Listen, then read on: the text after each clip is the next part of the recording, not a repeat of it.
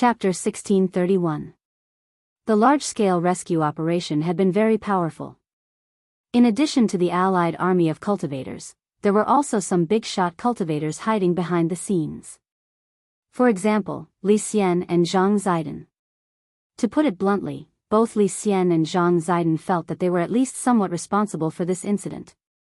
If they had handled things more decisively, with just the two of them, they might have been able to directly find Madame Phoenix's nest and flatten this madwoman's base.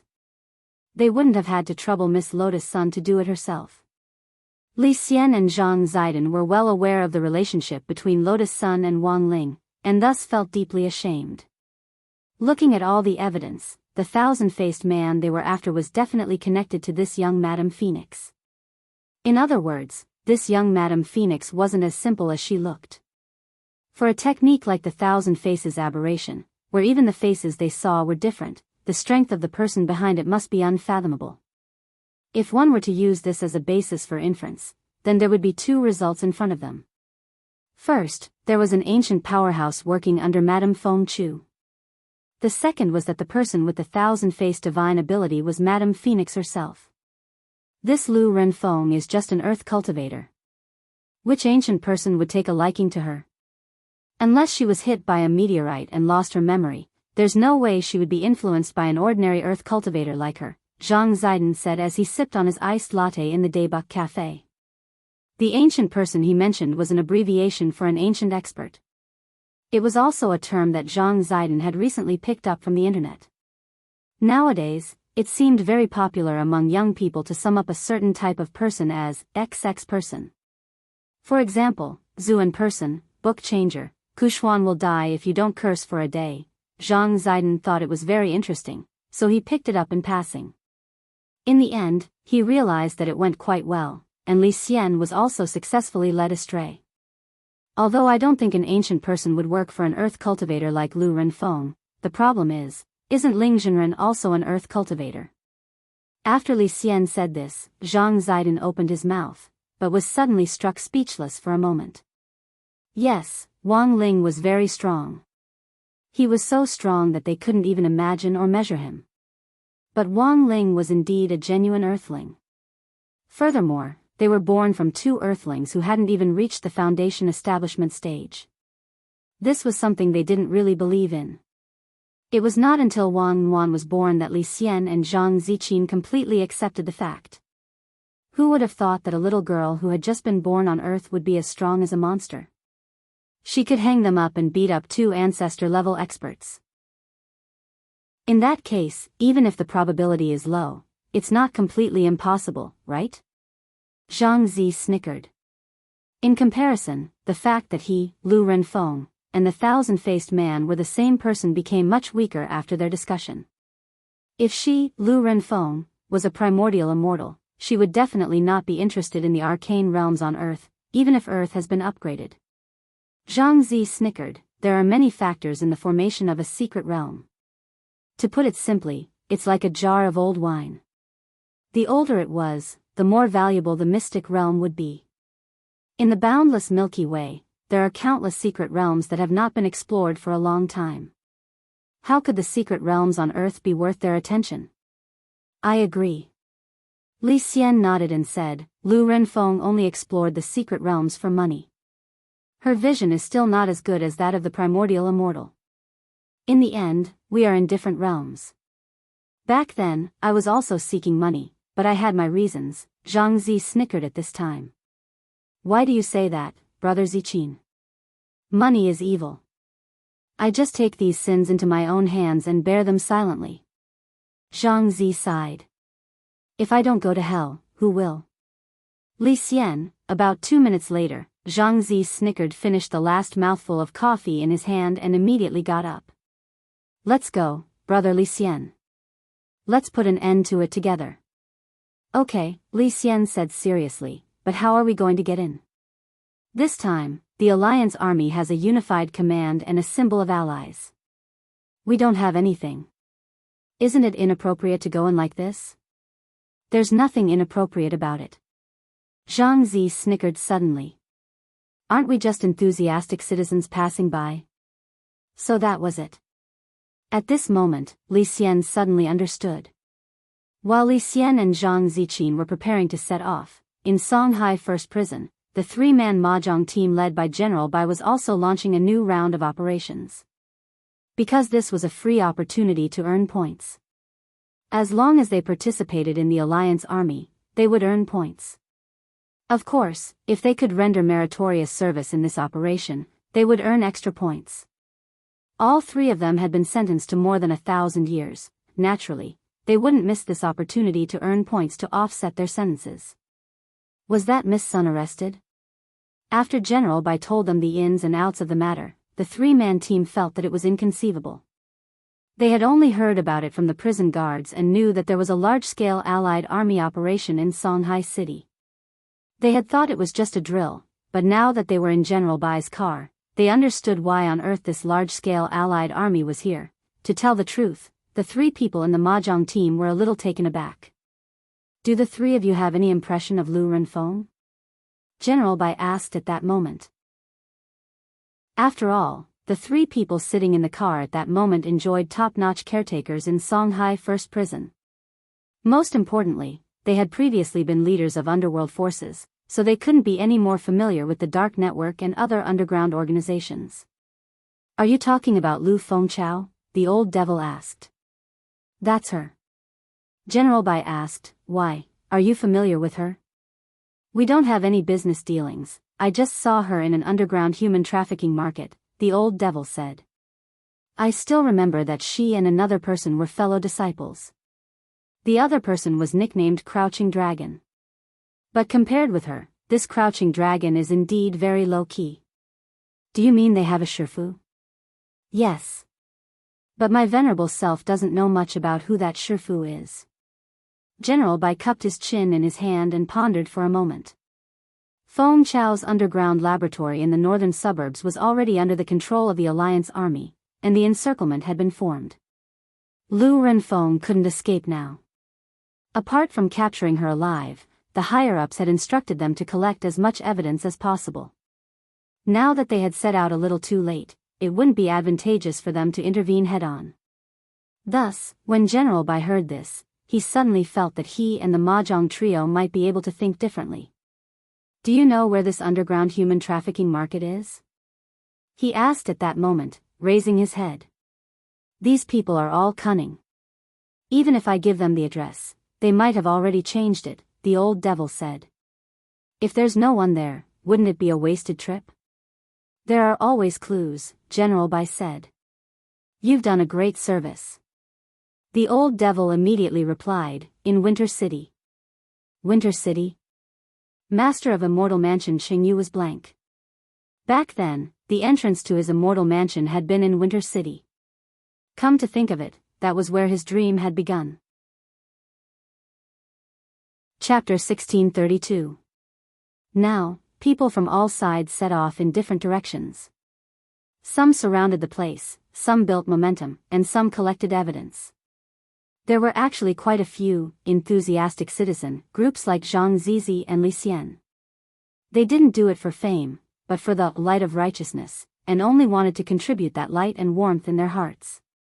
Of course, the vast majority of them were Grey Church disciples. After all, their leader had been abducted. How could they not save him? Of course, most of the Grey Church disciples were still students and didn't have the ability to stop the rescue, but they could still stop a large-scale attack on public opinion online. For a time, a lot of dirt on Lu Renfeng was exposed online. There had always been a lot of rumors about Madame Phoenix, but in the online environment, many things were half true and half false, and no one would really believe them. But sometimes, as long as public opinion was focused, it didn't matter if it was true or not, it would become true. The passers-by were labeled as old fence-sitters. As long as 7 out of 10 people said it was true, they would believe what they believed in no matter what the truth was. This was also why in the current online environment, when it came to some unconfirmed news, you'd find that the people who started cursing and the people who apologized later were the same people. Those who apologized weren't bad, but more people chose to remain silent after the tables were turned. The internet was like a mask. When one's true face was covered by the mask, all the hideous and ugly expressions would be covered by the mask. Logically speaking, with such a huge uproar online, if Lu Renfeng had been a little more observant, she might have realized that she had caught the wrong person. Unfortunately, Madame Phoenix was still too anxious. She firmly believed that the person she had caught was Jiang Yingying herself. Without stopping, she led Lotus Sun Yinger, and the intelligence department's chief into the forbidden laboratory. This was a secret laboratory space that Lu Renfeng had specially opened up, and only she had the highest authority. As soon as the intelligence department's chief, Hang Chuan, entered, he found that the signal in his headset had been blocked. He didn't know that the internal intelligence department of the laboratory was currently in chaos. In Hang Chuan's absence, the intelligence department was a group of dragons without a leader, and they couldn't directly break into the forbidden laboratory to tell Lu Renfeng the truth. The internet says that we caught the wrong person? Wrong person? No way.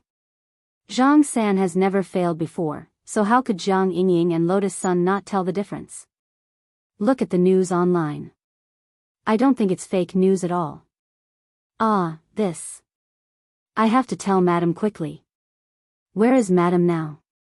Forbidden Laboratory. Madam has already entered the Forbidden Laboratory.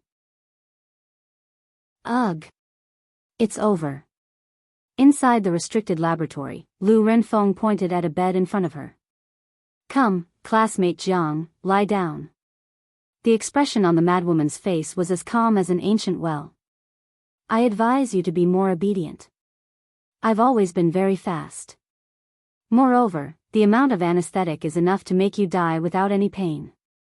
Sun Yinger never thought that she, the master of the void, would have to lie on the operating table one day. Your scalpel is not sharp. What if you can't cut it open? Sun Yinger sighed. She was surprisingly cooperative and did not struggle or resist. She just lay down. Her obedience surprised Lu Renfeng. I thought you would struggle a little. I didn't expect you to be so cooperative. You're a good kid. I didn't waste my efforts to save you all those years ago. Heh, you don't have to say such pretty words. You've killed so many innocent people in order to develop an artificial spirit root. You just happened to be lucky enough to get the thing in my body. Do you really think you're that good? Sun Yinger replied, as if she was immersed in her acting. Luck is also a part of strength. At this moment, Lu Renfeng opened the mechanism in the restricted laboratory and took out a scalpel that was glowing with a faint blue light. Tell me, do you have any unfulfilled wishes? As long as I can do it, I'll fulfill them for you. Can I really? Sun Yinger's expression grew more and more excited. Yes. Lu Renfeng nodded and smiled. If I open the infinite realm and empty all the materials in it, I'll become the richest person on earth. As long as I have money, there's nothing I can't do. Then help me, kill someone? Sun Yinger asked. Then can you help me, kill someone? Sun Yinger asked. She didn't expect this to be Jiang Yingying's wish. However, such a simple wish was exactly what she wanted. She, the chick phoenix, had killed countless people. Killing one person was too easy for her. Moreover, Jiang Yingying was only a 16-year-old girl. How could a 16-year-old high school student know a big shot?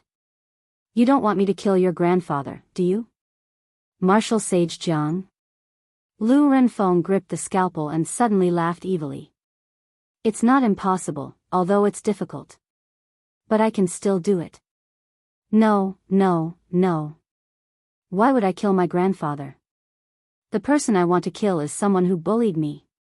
Sun Yinger said. Oh. Not Martial Sage Jiang? That's a pity. But since it's your wish, I'll fulfill it for you. It's fate that brought us together. Lu Renfeng blinked, her expression terrifying. Tell me, what's that person's name? Where does he live? His name is Wang Ying. Wang as in Wang Ba. Ying as in Ying. He lives in a villa on East Huang Road. Sun Yinger blurted out the address of the Wang family's small villa. Got it. Lu Renfeng nodded and smiled. After I take out your spirit root, I'll take out your brain tissue and preserve it. Why do I have to take out his brain tissue? Of course, when I bring him to you. Don't you want to witness his death with your own eyes? As long as I connect your brain tissue to a visual sensor, you'll be able to see it with your own eyes. When the time comes, he'll kneel in front of you like a dying dog, begging for mercy. Lotus Sun and Sun Yinger. At that moment, Lu Renfeng laughed sinisterly. It'll definitely be a wonderful sight. Lotus Sun and Sun Yinger. Hearing this, Sun Yinger couldn't help shuddering. Sure enough, the madwoman in front of him was a serious pervert. Perhaps when Lu Renfeng said this, she didn't realize that danger had already descended. To be honest, Wang Ying really hadn't wanted to come. Lying on Wang Ling's bed with his eyes closed, he had been spying on what was going on here. He had wanted to see Sun Yinger's embarrassed expression as she let herself be trampled upon. But he hadn't expected to hear Lu Renfeng's arrogant words. Considering that so many people had already made a move, he hadn't made a move out of consideration for the balance of power. Young people still had to talk about martial ethics. But now, he was going back on his word. Lu Renfeng must die. Young people, talk about martial ethics my ass. Just as Lu Renfeng was about to cut down, a hand suddenly pressed down on Madame Phoenix's shoulder. From Sun Yinger's point of view, she couldn't see the murderous face of the youngster standing behind Lu Renfeng at that moment. However, she recognized that hand at first glance. It was Wang Ying's. Chapter 1633. A very powerful aura. The moment Wang Ying's palm came down, Lu Renfeng couldn't stop the cold sweat from dripping down her forehead. Who are you? The chief of the intelligence department behind her was startled. Wang Ying had appeared too suddenly, like a ghost. He wanted to fight back in an attempt to protect Lu Renfeng, but his body was frozen in place. This wasn't because Wang Ying had used some kind of body immobilizing spell, but because he was trembling from the depths of his soul. The huge gap in battle strength made Heng Chuan feel as if his blood had frozen in that short instant. Then, his body began to tremble, and he gradually stopped thinking. Wang Ying couldn't even be bothered with this small fry. He only wanted to get back at Lu Renfeng, so he pinched her shoulder like he was pinching a little chick. Old woman, how do you want to die? How did you get in? Lu Renfeng's face was pale. She had the highest authority in the restricted area of the lab, and there were barriers everywhere. Ordinary cultivators couldn't get in, whether by going through walls, shrinking, or teleporting. Wang Ying's sudden appearance had terrified her. What she didn't know was that there was a chain between shadows. Sun Yinger's body had already been imprinted by Wang Ying, so no matter where she went, Wang Ying would know it clearly. How did I get in? Can't I enter this lousy place whenever I want? Wang Ying snorted. Without any superfluous words, the next moment, he reached out and grabbed Lu Renfeng's head. There was a crack. Lu Renfeng's head was crushed in an instant, like a rotten orange that had burst open. Ah, this, CEO-ing, how did you kill her? Lotus Sun was also sweating profusely. She hadn't expected the battle to be over before it had even started. Meanwhile, the rest of the people in Phoenix's lab hadn't expected this either. The Allied army hadn't surrounded them yet, but Wang Ying had actually charged in and set the crystal on fire. Young man. He really didn't care about martial ethics. This kind of damned old woman deserves to die. Wang Ying snorted. Also, she's very cunning. I didn't kill her. This should be a fake body. Fake body? Lotus Sun was puzzled. But it really isn't that different from the real body. With that, Wang Ying reached out and tore off Lu Renfeng's right leg on the spot. Lotus Sun hurriedly covered her eyes. The result was unexpected. After the seemingly violent movement of removing the leg, there was not a single drop of blood, only the sound of various gears falling to the ground. The right leg had been torn apart by Wang Ying, and the catheter connected to it had been instantly torn apart, dripping orange mucus. This is... Lotus Sun was puzzled. It's the androids, Wang Ying said, holding her chin. He checked Lu Renfeng's leg that had been torn off and saw the number 010 written on it. It was also the first time he had seen androids. To be honest, Lu Renfeng's technological means also shocked Wang Ying. If he hadn't reached out and touched Lu Renfeng's body, he wouldn't have thought that this Lu Renfeng was fake. Based on her aura alone, number 010 Lu Renfeng was no different from an ordinary human. This was different from the head of State 001 humanoid combat robot that Wang Ming was developing. The combat robot was made up of all kinds of spare parts. It was a pure mechanical-type magic treasure. No matter how realistic its appearance was, it could still be seen at a glance. But Lu Renfeng's android technology had the technical ability to pass off the fake as the real thing. Sun Yinger got up from the operating table timidly. She didn't care about what was happening at all, but was afraid of Wang Ying. Her conversation with Lu Renfeng just now was in fact a way to kill with a borrowed knife. She had initially just wanted to test whether Wang Ying was spying on them. It was just that she hadn't expected this man to actually show up after this test. Don't hit me, oh, Sun Yinger shrank back in fear. Wang Ying's lips curled up, and he strode forward to pinch the girl's cheek with one hand. I'll deal with you later. After saying that, he abruptly lowered his head and swiftly planted a kiss on the girl's soft lips. Sun Yinger's mind went blank with this kiss. At the same time, the person whose mind went blank with Sun Yinger was none other than Lotus Sunday. She felt as if her head had been struck by an earth-shattering blow, and she suddenly felt as if she had been struck by a violent blow. Young people nowadays weren't just unethical in martial arts. They were also unethical in kissing. When she quickly came back to her senses, her cheeks were red. The main thing was that Sun Yinger and Wang Ying were very similar to her, and Wang Ying's overbearing kiss gave Lotus Sun the illusion that it was Wang Ling kissing her for a brief moment. Her cheeks instantly turned red, and she felt as if a fire had been lit on her face, which instantly burned all the way to her ears. This Lu Renfeng is fake. And now, our first task is to ferret out the real one. It was still Wang Ying who broke the silence first. Looking at her burning face, he couldn't help laughing. Hey, Miss Sun, don't think so much. It's better to act than to be moved, and you won't be able to wait. It's better for you to take the initiative and directly kiss him. How can I do that? Lotus Sun's face turned even redder. Do I need to get permission to like someone? Wang Ying laughed. Think about it yourself. Lotus Sun, to be honest, it wasn't that Lotus Sun hadn't thought about taking the initiative to kiss Prince Ling, but she had always felt that it would be too difficult. Kissing was all about the atmosphere. As long as the atmosphere was right, it would naturally come. If she just pounced on him and bit him, she would definitely be labeled a crazy girl. In fact, Lotus Sun was mainly worried that Wang Ling would hate her. It hadn't been easy for her to get closer to Wang Ling, and she didn't want her excessive and unnecessary actions to cause their relationship to drift apart again. Kissing, especially kissing Wang Ling. Of course, this was what she had been looking forward to all along. But there were times when everything went according to plan. In particular, Jean Deng had reminded her that patience was the key to dealing with Wang Ling. She didn't know what would happen if she became impatient. Lotus Sun didn't even dare think about the consequences of that. Because she knew that she couldn't bear it at all. She liked that person, but in the end, they couldn't even be friends. At that moment, a piercing alarm suddenly rang out throughout the restricted laboratory. Wang Ying judged that this was the alarm response after Lu Renfeng number 010 had been crushed.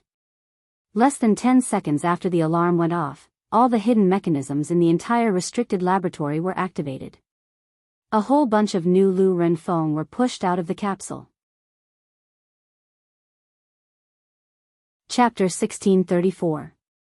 A large number of Lu Renfeng cyborgs poured out from every corner of the forbidden laboratory. As if they had been prepared beforehand, they appeared in the corridors and filled them up like sardines, like a subway during the morning rush hour. Wang Ying raised an arm and grabbed a Lu Renfeng's throat from a distance, then gently squeezed her hand.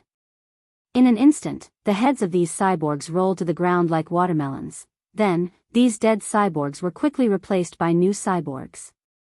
They had the same faces as Lu Renfeng, but they didn't have the slightest emotion. Seeing their companions fall to the ground, the surviving cyborgs around them would pick up the broken parts and throw them into the recycling tunnels of the forbidden laboratory.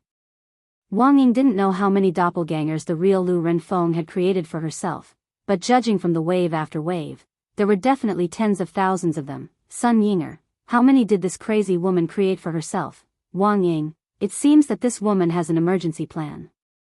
It's possible that she wants to open the door to the infinite's secret realm from the front.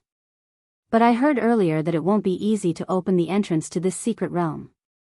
It requires a large amount of spirit energy, Lotus Sun said. Indeed, there aren't many people who can open the entrance to this secret realm on their own. At that moment, Wang Ying thought of something. But it's different if there are many of them. I think it's better to report this to Battle's sect as soon as possible. Let's not get involved in what happens next. Let's just wait for things to end smoothly. He was Wang Ling's shadow, and their minds were connected. Just before he said this, he also knew at the same time that it was the truth. That man was finally ready to make his move. Wang Ying's appearance was a huge surprise for Lu Renfeng. She hadn't expected to be stopped by a youngster who had suddenly appeared just as she was about to open the infinite's secret realm. But fortunately, she still had an emergency plan.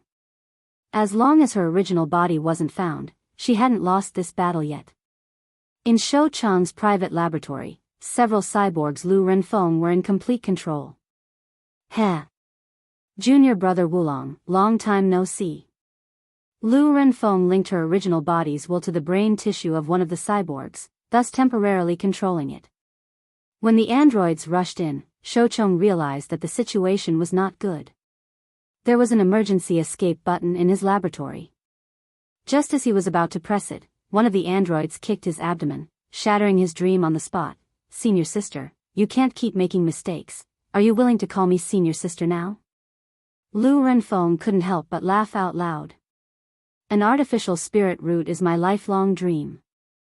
Now that I've obtained this core technology, all I need to do is find the materials in that arcane realm. According to Lu Renfeng's original plan, she had planned to use Jiang Yingying to analyze the key to the infinite arcanum and enter through the back door. But this plan had just been ruined because of Wang Ying. Right now, Lu Renfeng had to activate the emergency plan. That was to break through the concealed zone head-on by using a defensive method. She had been secretly observing Shou Chang's private laboratory for a long time. She also knew that Shou Chang's current plan was to break through from the front. However, it was not easy to open the door of the infinite's secret realm. This required a one-time injection of spiritual energy that far exceeded the current level of the cultivators on Earth. Even that senior behind her couldn't provide such an explosive output of spirit power in a short period of time. Senior sister, you should know that you're already surrounded, right? You have nowhere to retreat to. Shou Chang said, Battle sect. And those sky-level sect leaders have already surrounded your laboratory so tightly that not even a drop of water can trickle through. Do you think I'm completely unaware of what's going on outside? At that moment, Lu Renfeng laughed again. As long as my real body hasn't been found, I haven't lost yet. What's more, do you think I didn't anticipate this situation? Huaxiu Alliance has been watching me for a long time. It can be said that I expected them to surround my laboratory in the northern suburbs. Of course, if I had to make a mistake, it would be that I really didn't expect so many people to come. That was what she said. But in fact, she was still suppressing a lot of anger in her heart. Because of what had happened outside, including the intelligence department's mistaken capture of Lotus Sunday. She only found out about it after her mental link with number 010 Lu Renfeng had been severed because of Wang Ying. If it hadn't been for Wang Ying, she might still be in the dark. Who knew what this bunch of good-for-nothings in the intelligence department were doing? They could even capture a little girl by mistake. As for the large numbers of the Cultivator Alliance army surrounding the northern suburbs, Lu Renfeng was indeed surprised. But she wasn't flustered at all. Instead, there was a look of excitement on her face that made Shou Chang feel extremely uneasy. It doesn't matter if there are more people, the more people there are, the better it is for me.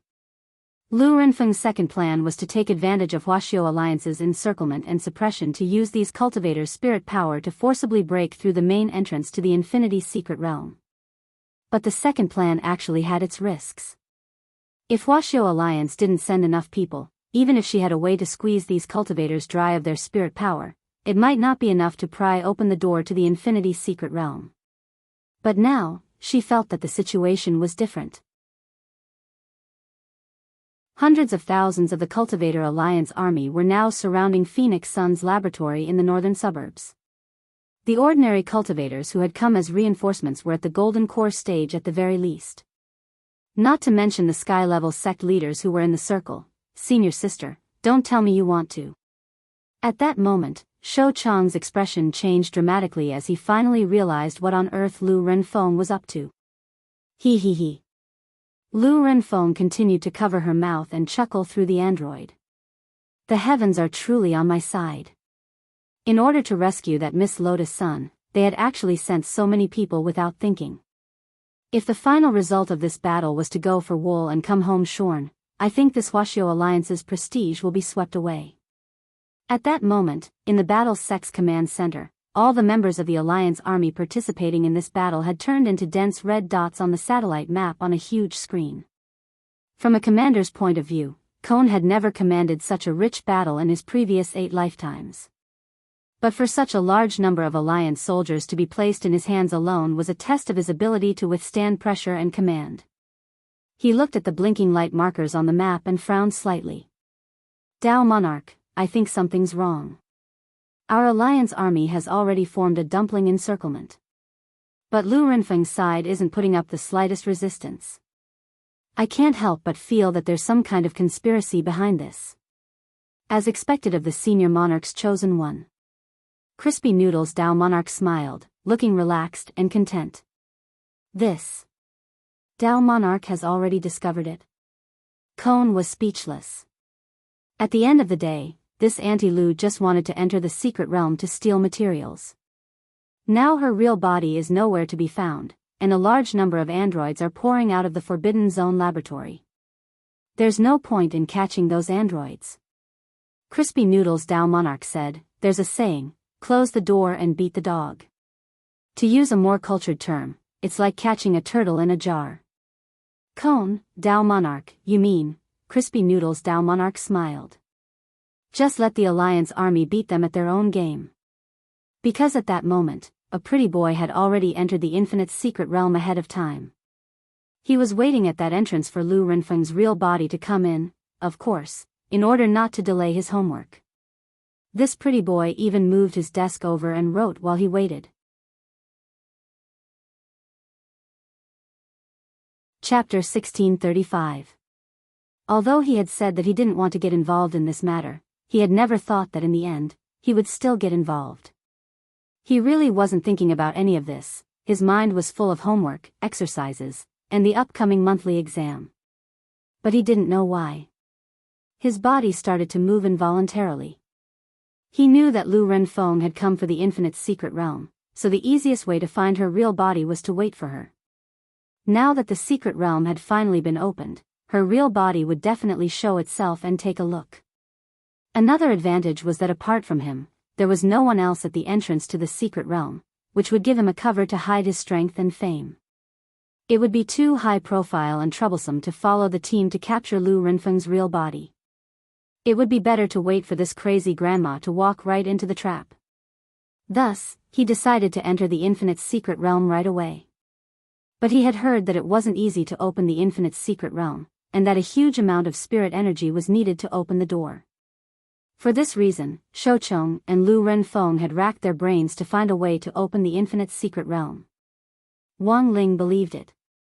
He used his king's eye to lock onto the coordinates of the secret realm's entrance. Then, a magnificent gate to the Infinite's secret realm appeared in front of him. The ancient door frame was densely covered in abstruse runes that Wang Ling had never seen before. There were too many secret realms in the universe to count. After all, Wang Ling was just a kid, and hadn't visited all of them.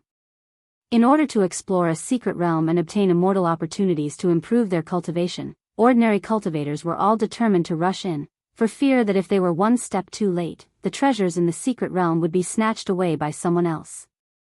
But Wang Ling was different. He wasn't interested in secret realms, because everything in them could be found in his Wang Zhibao pants. Thus, he didn't know much about the infinite secret realm. He had heard from Shouchong and Lu Renfeng that it would take a huge amount of spirit power to enter. Faced with the gate to the infinite secret realm, Wang Ling had a serious expression on his face. Then, he rolled up his sleeves and violently pushed the door inward. There was a loud bang. Wang Ling saw the gate to the infinite secret realm collapse with a loud bang. Not only that, even the door frame was cracked. Sure enough, he had thought too much. He had clearly only used a little bit of his strength. Only the heavens knew that the gate to the mystic realm could not withstand the pressure. Thus, before moving the desk into the entrance of the secret land, he had also used the great repair spell to repair the door that had been torn down so that everything looked so natural. In the Battle Sex Command Center, Wang Ling's "catch a turtle in a jar" was fully deployed under Keon's encrypted instructions. His face was flushed, and there was a tinge of nervousness in his excitement. Large-scale command was a great test of one's ability to command. The Alliance Army's operation this time looked like it had been organized to rescue Lotus Sun, but Huaxiao Alliance actually had other considerations. From a 1,000-layer cake perspective, the second layer on Huaxiao Alliance's side naturally wanted to capture Lu Renfeng alive. If this crazy grandmother used her creative ability on the right path, she would indeed be a promising talent. Third, Huaxiao Alliance wanted to use Battle Sect as a medium to see the ultimate scale and combat ability of the Alliance Army. This was purely from the perspective of a cultivation strategic deployment. Huaxiao Alliance had always advocated a love of peace. Every year, the profits it generated were used for the construction of cultivation infrastructure, and only a small portion was invested in military defense. The current mainstream view in the cultivation world was that military defense could in fact be replaced in another way. For example, they could unite private sects among the people and turn them into one family. Just like the current Alliance Army.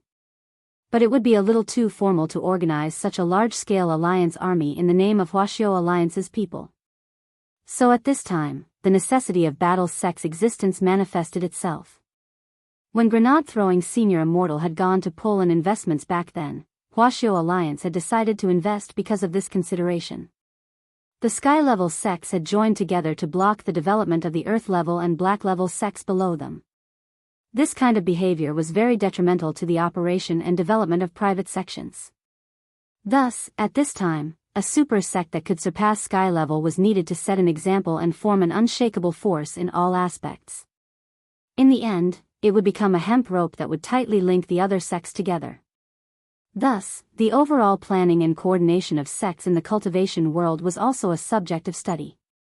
Of course, for a sect to develop, it definitely wouldn't be enough to rely on funds alone. It also needed a certain amount of talent. Take the Alliance Army this time for example. Through this small-scale Alliance Army battle, the secret mission that Cowan and Crispy Noodles had received was to unearth cultivators who could be used in the cultivation world.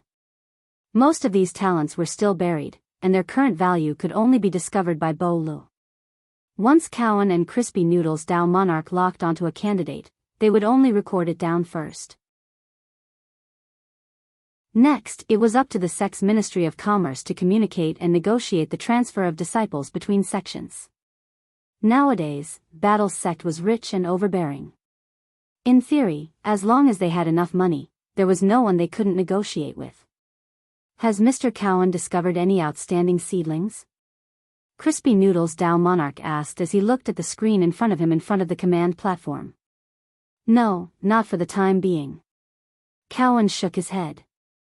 Looking at the few cameras that were switching now, it didn't seem like he had taken a fancy to anyone at first glance. The cultivators in the Alliance Army were generally relatively young, and their average realm was at the Golden Core stage. The Golden Core stage actually didn't seem like much of a trick. The most important thing was that although the northern suburb laboratory had been surrounded, the attack order hadn't been issued yet. Without a fight, it was very hard to determine the value of these cultivators. What do you think, Crispy Noodles' Dao Monarch? Cowan asked at that moment. I found one. Crispy Noodles Dao Monarch's gaze fell on a young cultivator on the screen. After that, the system's smart tracking system directly focused on this person and scanned him accurately. Very quickly, this young cultivator's name appeared on the screen on the right: Heavenly Spring Sect, Li Huaxian, Heavenly Spring Sect? Cowan frowned. This sect's ranking was pretty low. Because it was just a black-level sect. The attack order hasn't been issued yet, and it's very bad for one's mentality. Look at this person, he's neither arrogant nor impetuous, and his face is always indifferent. This state of mind is already very rare, Crispy Noodles Dao Monarch said. Of course, his words were pure nonsense. Given his eyesight, he could pretty much see through these cultivators with one sweep of his eyes. As Wang Ling's real clone, Crispy Noodles had a natural ability to read people. But this ability couldn't be explained clearly. So he had to find a reason to explain it. In the cultivation world, the most illusory reason was state of mind. At first, it sounded very mysterious, but it also seemed to make some sense. It was like the horoscope and psychological tests on the market. This was also known as the Barnum effect.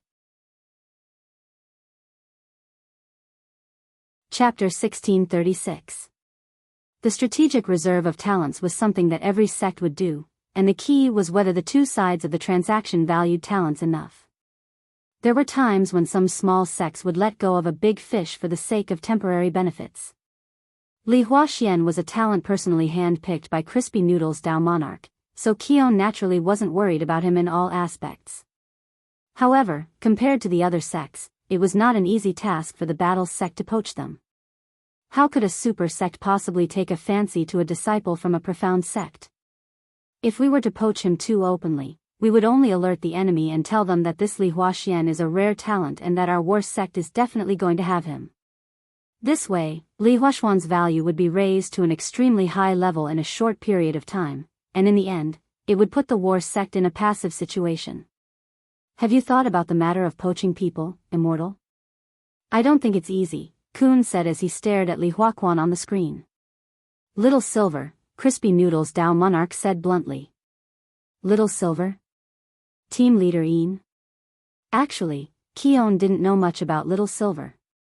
He hadn't been in the Battles sect for a long time, so he didn't know many of the sect's elders and disciples. But he did know this team leader Ian. This was a member of the war sect's core team, and he was in charge of the matters regarding the Spirit Beast group. Furthermore, he knew that this leader Ian had been living at grenade-throwing senior immortal's place the entire time before Battles sect had its own Spirit Beast peak. Even now, after the completion of the Spirit Beast peak, it was said that this mysterious and unfathomable team leader Ian still liked to stay at his old place. Leader Ian, can he do it? He always seems very aloof. Kun didn't know Little Silver well, so Crispy Noodles couldn't help laughing when he heard this. Little Silver, aloof? Of course, that did not exist. In the entire Battles sect, apart from Ling Zhenren, was there anyone more lively and adorable than Little Silver? Crispy Noodles Dao Monarch admitted that he didn't. The natural affinity of a holy beast was the key to Little Silver's negotiation. Moreover, as the leader of the Spirit Beast group, most of the time he went to other sects, he would be aiming for the Spirit Beast exchange. Basically, it was very difficult for people to think that he was here to poach people. Well, perfected monarch, of course you have your own considerations. Just watch the show, said Crispy Noodles Dao Monarch. He counted with his fingers and stared at the screen in front of him. It should be about time. Lu Renfeng would probably be tempted. The underground passageways of Phoenix's laboratory extended in all directions. Lu Renfeng's original purpose in designing this was to establish an encrypted passageway into the underground, and it was also out of consideration for the layout of Plan Number 2. These underground tunnels extended for a very long distance. At this moment, all the android Lu Renfeng came out in full force, each carrying a spirit stone and an array flag. Both Li Xian and Zhang Ziden cast invisibility spells on themselves and looked down from the sky. He could clearly see the layout of the androids after Lu Renfeng passed through various secret passages. The outermost layer of this secret passage was a very standard circle. Without even looking, one could tell that it was an array disk. It was just that Lu Renfeng would not be able to set up such a large array formation with her own strength. Energy formation of all illumination? Li Xian carefully observed the layout and details of the formation, and soon associated it with the origin of this formation. This was a spirit-gathering formation that could absorb the spirit energy of all the cultivators inside it, and was divided into two types: voluntary contribution and forced extraction. If a cultivator standing inside the formation voluntarily contributed, he only needed to raise his hands above his head. But Lu Renfeng obviously wouldn't do that. In order to open the infinite secret realm, she could only force extraction. Looks like it's confirmed. Zhang Ziden said, "This Lu Renfeng really has an ancient brother behind her, but I don't know who this brother is. I remember that the energy formation of all illumination was developed by the Heartless Ancestor, and it's said that he only passed it on to his disciples.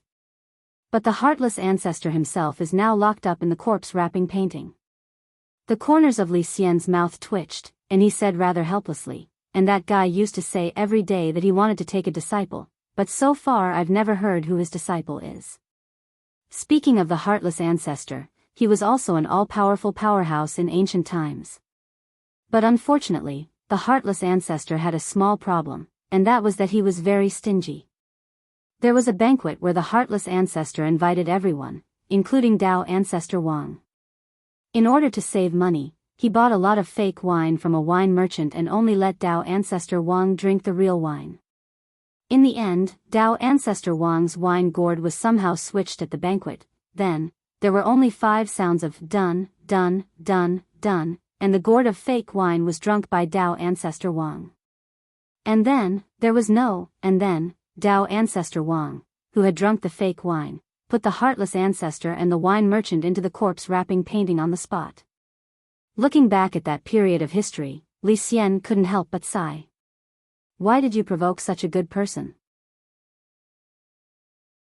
At this moment, there was a sudden exclamation on the battlefield in the northern suburbs, which had been silent for a long time. What's this? Some cultivators noticed that something was wrong, and the expressions on the faces of those sky-level sect masters all looked terrified. It's a big formation. A big formation that can cover the northern suburbs. What? How could Lu Renfeng have the ability to set up such a big formation? Each and every one of them looked panic-stricken, which stupefied Qion in the command center. Because this was all within the scope of the plan, in the end, he hadn't expected these sky-level sect masters and their disciples to be so good at acting.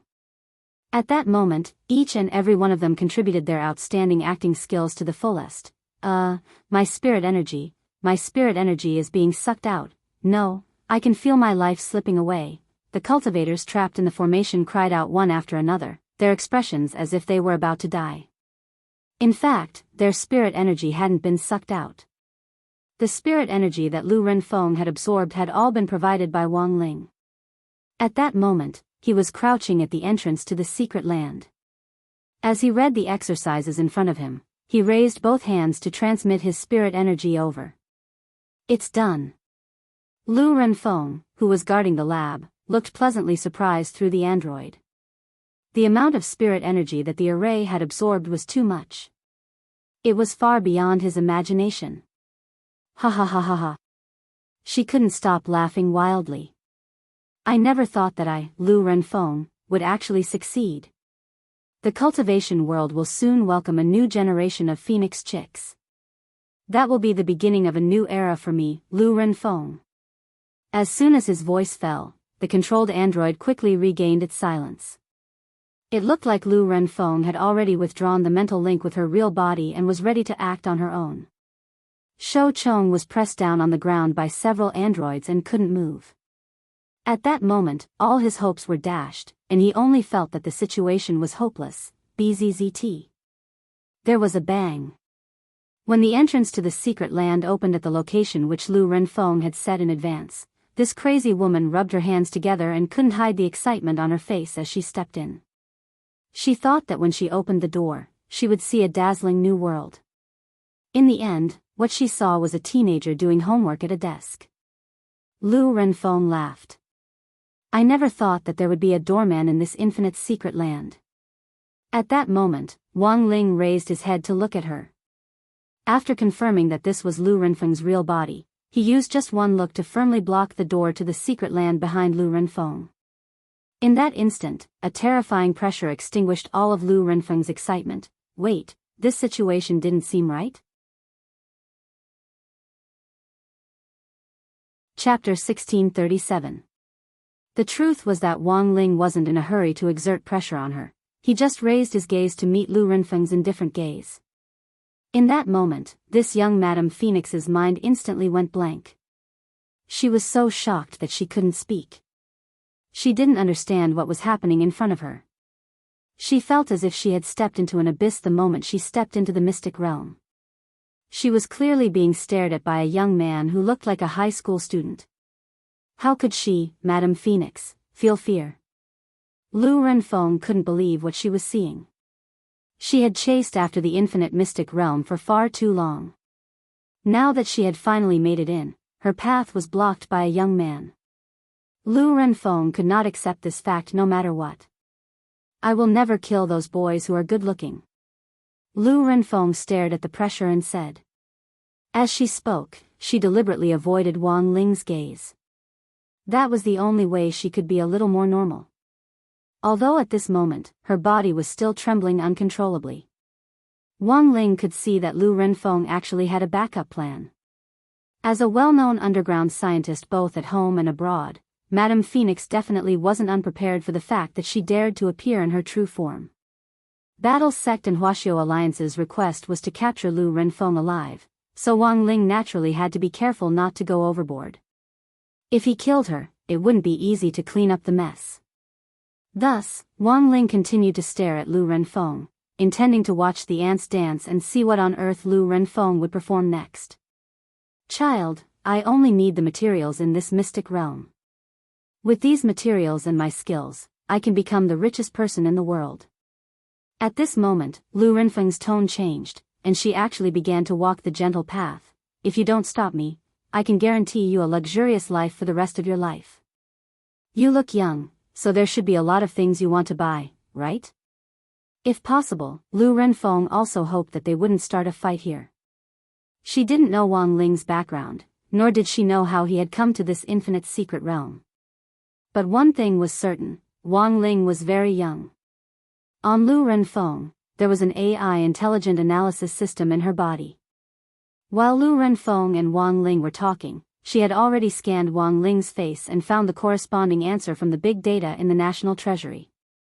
Although he did not know why the photo was a bunch of mosaics, however, the information indeed showed that the young man in front of him was only at the foundation establishment stage.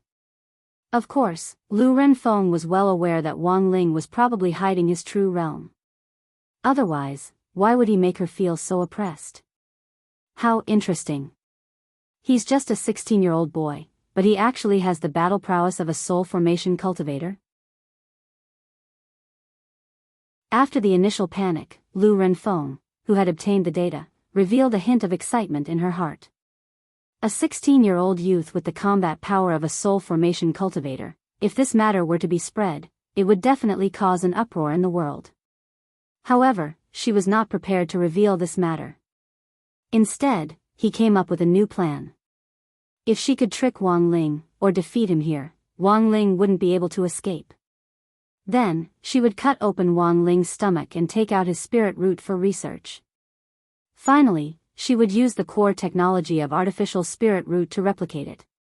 Then, soon, she would have an army of soul formation stage cultivators in her hands.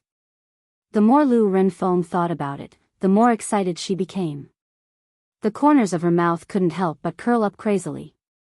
Therefore, after a short period of consideration, she changed her previous offensive strategy and decided to use the temptation of benefits to see if she could make a breakthrough. Because after her AI analysis, she was sure that Wang Ling was indeed only 16 years old. Although there were countless elixirs and magic treasures for beauty enhancement in the cultivation world nowadays, the rising sun chi that belonged to a young man couldn't be deceived. The older a cultivator was, the less rising sun chi they had. This was a special way of distinguishing between young cultivators. Even though he was a genius at the soul formation stage, he was only 16 years old in the end. She felt that given Wang Ling's state of mind, he might not be able to withstand the temptation of this colorful world. Child, I'm old enough to be your grandmother, so I really don't want to fight you. I really don't want to fight with you. Lu Renfeng smiled and said, you should have a lot of things you want to buy, right? No matter what kind of magic treasure or luxury goods you like, as long as you like them, I can buy them for you. Apart from these, real estate, cars, toys, beautiful women, if you're willing to cooperate with me, you can choose whatever you want. There are also countless snacks. Hearing the word snacks, Wang Ling blinked. A drop of cold sweat trickled down his cheek as he cursed in his heart. He had actually been a little shaken just now. But very quickly, Wang Ling regained his composure. Fortunately, he always had a poker face, so even if Lu Renfeng used her smart chi to directly scan and analyze his face, she wouldn't be able to detect any subtle changes. Because of Wang Ling's long silence, the situation was once again at an impasse. He's not going to accept these temptations. Lu Renfeng also felt that it was inconceivable. She hadn't expected Wang Ling's Dao heart to be so stable. However, in a situation where she couldn't tempt him, she only had one last option left. Lu Renfeng didn't know where on earth Wang Ling had come from. But if a mere soul formation cultivator wanted to stop her, he was looking down on her, the young Madame Phoenix, too much. Since negotiations have failed, Grandma has no other choice. You're my grandson, so Grandma will try to be as gentle as possible when I make a move. Wang Ling, while she was speaking, Lu Renfeng stretched out her hand, and a light condensed in her palm. Wang Ling noticed that Lu Renfeng had a special ring on her finger. This was a spatial magic treasure that used space folding techniques. Unlike those storage rings, this ring could transfer items from a designated space to another space through a folding technique. And then, BZZT. The instant the light from the ring spread out, the space that resonated with it actually formed vortex wormholes in the walls of the void. In a short period of time, countless mechanical crawlers poured out of the wormholes. These mechanical crawlers swarmed out of space like locusts, spreading their mechanical wings and flying in the air. After Lu Renfeng clapped her hands, the mechanical crawlers instantly spread out and took root in the ground like dense raindrops. Magic bean soldiers, Lu Renfeng said calmly. Wang Ling saw these mechanical crawlers actually take root and sprout in this short period of time. In just a few seconds, this young Madame Phoenix swiftly summoned countless Lu Renfengs from the ground with the bean soldiers technique. Wang Ling could only estimate the number. At that moment, there were no less than 300,000 artificial humans gathered in the secret land. But no matter how many there were, they were just a bunch of scrap metal in Wang Ling's eyes. Seeing that Wang Ling's expression was still calm, Lu Renfeng couldn't help saying at that moment, I know that my artificial humans might not be able to deal with you. But if everyone's strength can be combined, that's a different story. As soon as Lu Renfeng said this, she stretched out her hand and gently squeezed. Wang Ling saw these artificial humans actually start to transform on the spot. Holding each other's hands, they swiftly linked together and merged into one, actually transforming into an incomparably huge red mecha armor. Lu Renfeng's real body was already sitting inside this 50-meter-tall mecha armor during this transformation process. This Fire Phoenix mecha armor was Lu Renfeng's proudest creation. Using artificial spirit roots as a medium, the mecha's attributes would be amplified by 300,000 times. That was to say, as long as she sat in this mecha armor, even grenade-throwing senior immortal, who was currently the strongest person on Earth and had reached the true venerated level, wouldn't be her match. On the other side, after hearing Lu Renfeng's thoughts, Wang Ling couldn't help sighing in his heart. He had never expected this young Madame Phoenix to actually compare herself to grenade-throwing senior immortal. After all, for him, grenade-throwing senior immortal was just a unit of combat strength. At that moment, the huge Fire Phoenix mecha armor blotted out the sky and covered Wang Ling like a boundless shadow. In the face of this mountain-like mecha armor, Wang Ling's mind suddenly went blank. It wasn't that he was afraid. It was that he didn't know where on earth he should start.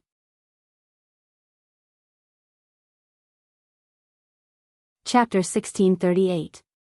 In the space of a few breaths, Lu Renfeng had used the so-called bean soldiers method to assemble such a large army of androids, and in the blink of an eye, they had swiftly assembled into this 50-meter-tall mecha armor in front of Wang Ling.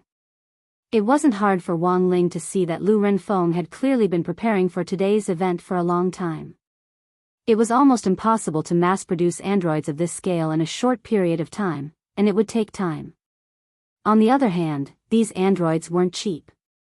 Given Lu Renfeng's accumulated foundation, Wang Ling felt that it would be very difficult for her to produce androids of this scale without the help of someone else.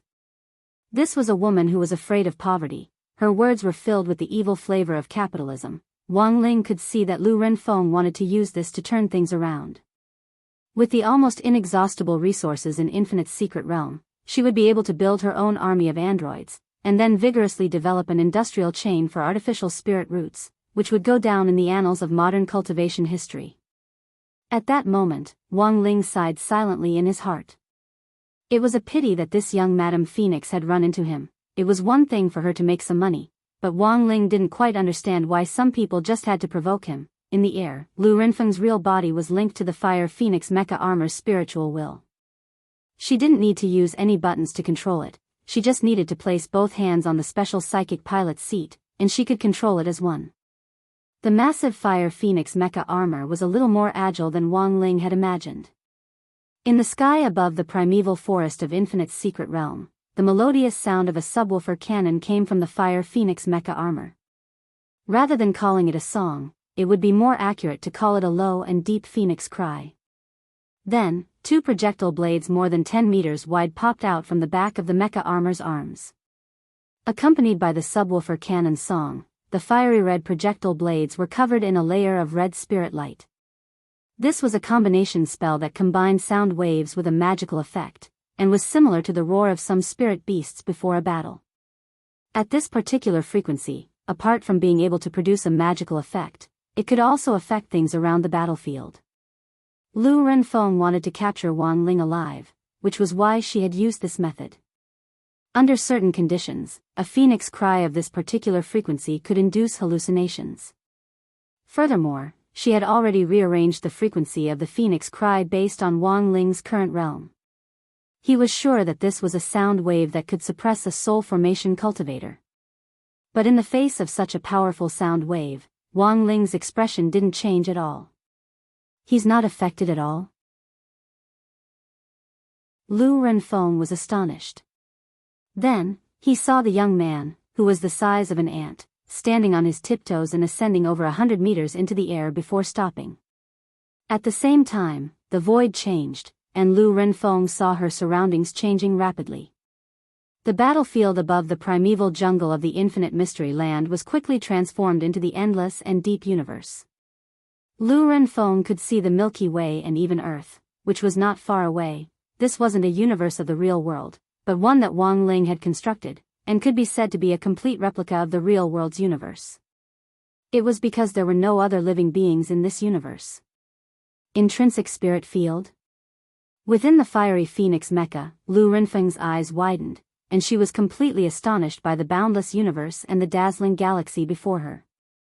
She knew about the existence of intrinsic spirit fields.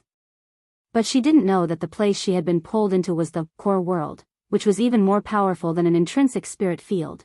Although the fiery phoenix mecha was huge, it was as tiny as an ant in the backdrop of the universe. Although she was sitting in the mecha, her brain felt like it had stopped working. It was at this moment that Lu Renfeng realized with a start that Wang Ling's strength might be far beyond what she had imagined. "Who the hell are you?" Her voice started to tremble, and she started to launch a frenzied attack. In her helpless rage, two enchanted projectile blades shot out at an extremely high speed at the speed of sound to slash at Wang Ling's head. Wang Ling stood motionless on the spot. The two projectile blades attacked from left and right. The moment they struck his head, not even a single hair fell off his head, while the blades had already shattered into pieces. Lu Renfeng hadn't expected to be hit so hard. In her extreme panic, the fiery phoenix mecha fired even more fiercely at Wang Ling from all its outlets. Boom! Boom! Boom! For a moment, Wang Ling's core world was filled with all kinds of explosions. The fiery Phoenix mecha contained folded nanomissiles, which was also a black technology developed by Lu Renfeng. Even the explosive power of a nuclear bomb was only the size of a grain of rice, so the fiery Phoenix mecha had a huge reserve of ammunition. Wang Ling didn't want to open the barrier at first, but after all, it wasn't worth it to dirty his school uniform, so he put up a spirit power field for himself. The nanomissiles bombarded the extremely thin barrier without even the slightest crack. Impossible. This is impossible. It was obvious that Lu Renfeng was already a little crazy. She clutched her head with a terrified expression on her face. Then, a dazzling holy light appeared behind Wang Ling. Lu Renfeng, this is, defeating the other party in the field they were most confident in was Wang Ling's usual method. That god of the grave had thought that he controlled time and space, but he had been locked in a fixed ending forever. He could jump out of time and space, but he couldn't escape the ending that Wang Ling had personally arranged for him. Just like the Lu Renfeng in front of him, being soldiers. It was obvious that this was one of Lu Renfeng's proudest skills. In a short period of time, through the combination of nanotechnology and cultivation space folding technology, androids with fleshly bodies were instantly created. In the eyes of other cultivators, this would indeed seem to be quite an incredible thing. At that moment, Wang Ling was standing in his own core world. Immortal holy light radiated from his back as he stood firm, like a god of the universe. Then, there was a hum. With Wang Ling as its center, this holy light turned into a circular shock wave, like a huge ripple in the center of the universe, which instantly extended hundreds of millions of light years away. Then, Lu Renfeng felt this dazzling light gradually dim. As this holy light dissipated, what appeared in front of Lu Renfeng was an incomparably terrifying scene. In front of her, she saw countless Wang Lings surrounding her. These clones that had been born from Wang Ling's body gave off cosmic starlight. Some were formed from meteorites, some were formed from stars, and most of them were formed from dust. Wang Ling's holy light turned all the dust within a radius of hundreds of millions of light years into himself. This was truly an innumerable number of Wang Ling's Wang Ling. It was impossible for her to tell them apart with the naked eye. Then, pa! There was a bang. Wang Ling snapped his fingers. The countless clones scattered like the wind, turning back into the trillions of dust particles in the universe. Lu Renfeng was completely awake with this snap of Wang Ling's fingers. She thoroughly realized that her realm and that of the youngster in front of her weren't in the same dimension at all. Just like that. This underground scientist was the famous young phoenix madam, Lu Renfeng. Her heart was shaken to the core. She stopped thinking. P.S. How many people have stopped thinking already? Everyone, please post your answers directly in this chapter. Those who get it right can contact Big Faced Cat, the administrator of the book group, for a small red packet.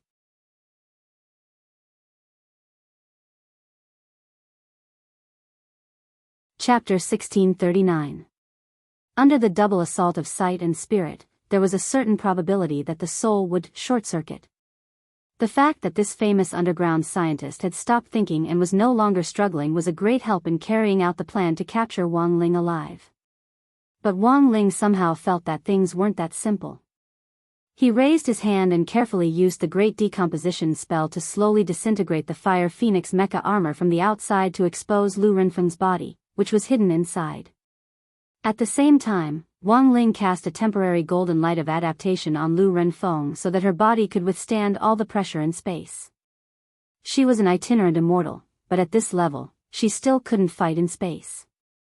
Of course, it wasn't that Wang Ling hadn't thought about directly digging out her heart, but he was afraid that the impact would be too great and Lu Renfeng would directly disappear. At this moment, Lu Renfeng was still in her original position. She sat there with her eyes wide open. Her expression was frozen in fear, and she looked like she had been petrified. Then, Wang Ling had directly summoned Audiobook here. As expected of Shifu. Honestly speaking, Audiobook wasn't surprised by the situation in front of him after he appeared. He had already expected this outcome. I'll leave her to you, Wang Ling said with a nod. Don't worry, Shifu. Just leave the aftermath to me. Audra cupped his fists in a salute. This wasn't the first time he had been the scapegoat, and he was already very used to it. The only fly in the ointment this time was that Zhou Zi hadn't been able to make a contribution in this battle or show his face in front of Wang Ling or something. Audra was extremely optimistic about Zhou Zi and was willing to take him in as a disciple, but Wang Ling wouldn't budge, so there was nothing he could do. The man in front of him was no longer the man he used to be. Previously, a Crispy Noodle Snacks annual card had been enough. Bribing him with an annual card now probably wouldn't work.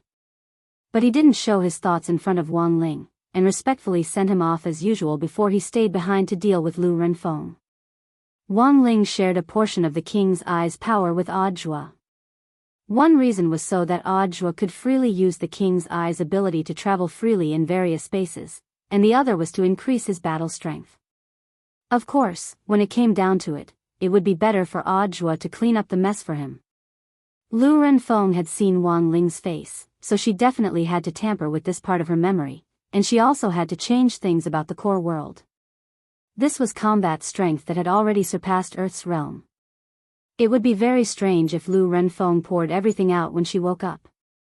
Therefore, in the infinite mystic realm, he revised almost all of Lu Renfeng's memories of the battle just now. After making sure that he did not miss anything, he heaved a sigh of relief. If Lu Renfeng woke up now, the person she had been fighting wouldn't be Wang Ling, but Audra. There should be no problem now. Audra wiped at his sweat. It wasn't his first time doing this, but he couldn't help feeling a little nervous. Tampering with memories could lead to mental disorder. Huaxiao Alliance had ordered Lu Renfeng to be captured alive because they knew that she could still be of use to them. Battle Sect Command Center. The moment Lu Renfeng's real body stepped into the infinite mystic realm, the Alliance army responsible for besieging the base finally blew the horn to attack. The members of the base in Phoenix's underground laboratory as well as Lu Renfeng's androids were all stupefied. The spirit energy of these cultivators had clearly been sucked away by the great array just now, but at that moment, each and every one of them actually crawled up from the ground and directly announced that they were going to attack. F***K. So was that an act just now? The members of the underground base all had incredulous looks on their faces.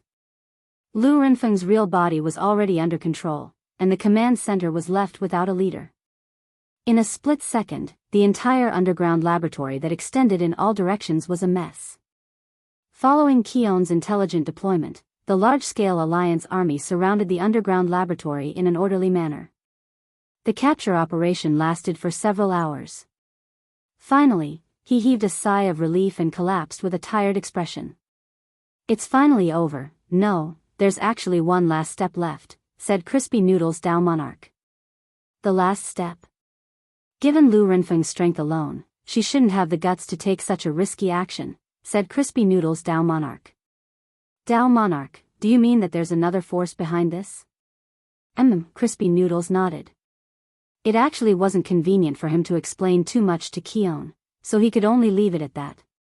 But you don't have to worry, you did a great job commanding the operation this time.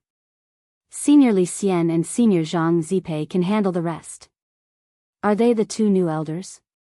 Keon's eyes lit up. He had heard of these two people's names before. Because they had suddenly joined Battle Sect and become elders all at once, a lot of people were curious about their origins. In addition, after Li Xian and Zhang Zipei joined Battle Sect, grenade-throwing Senior Immortal had given them the position of guest elder. It was equivalent to some honorary professors in cultivation universities.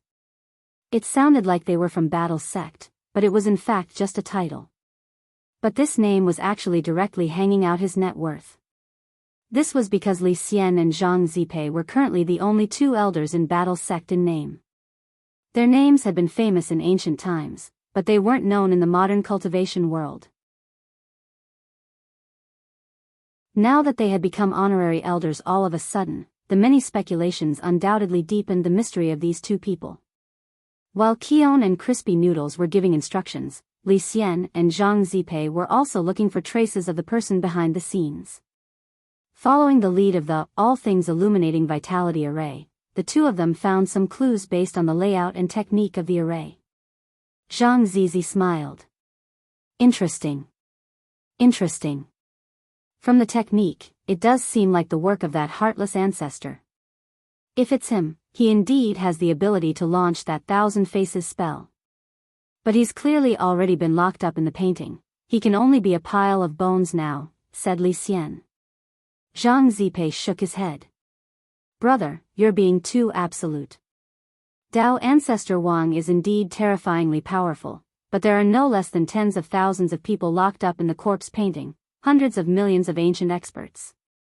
Can you guarantee that this old thief won't fail miserably in an easy task? It's like an idol star who recently debuted and whose parents are revealed to be old thugs. There are no absolutes in this world. He deceived Dao Ancestor Wang. He's a genius. Li Xian sighed.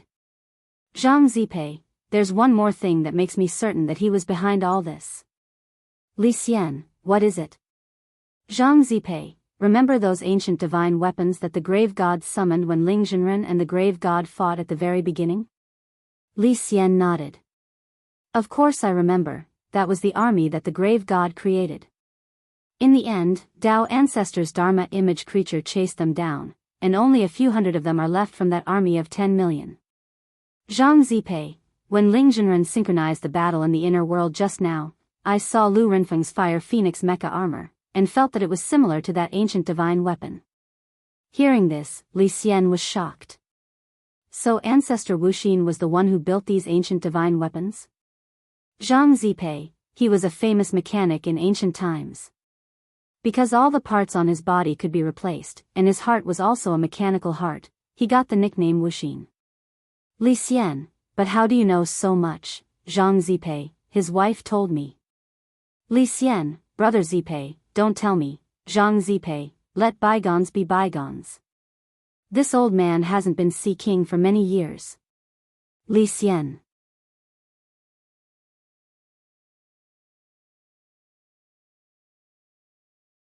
Chapter 1640. The name Wuxin was also a well-known figure in ancient times. He was a well-known mechanic and had the nickname of half-divine soldier. In terms of popularity, he was not weaker than Zhang Zidan's reputation. If Wuxin had not been locked up by Dao Ancestor Wang, he would have had black technology far beyond modern cultivation civilization in ancient times. However, the timeline had changed after all. In the corpse wrapping painting, the ancient powerhouses who were locked up by Dao Ancestor Wang were now skeletons, and Wuxin's image was actually very obvious, because no one had gears in their bones. After Zhang Zidan was locked up in the corpse wrapping painting, he found that Wuxin's condition was not very good. As far as he was concerned, Wuxin had always been a relatively open and active person, but after being locked up in the painting, he seemed to be a little autistic.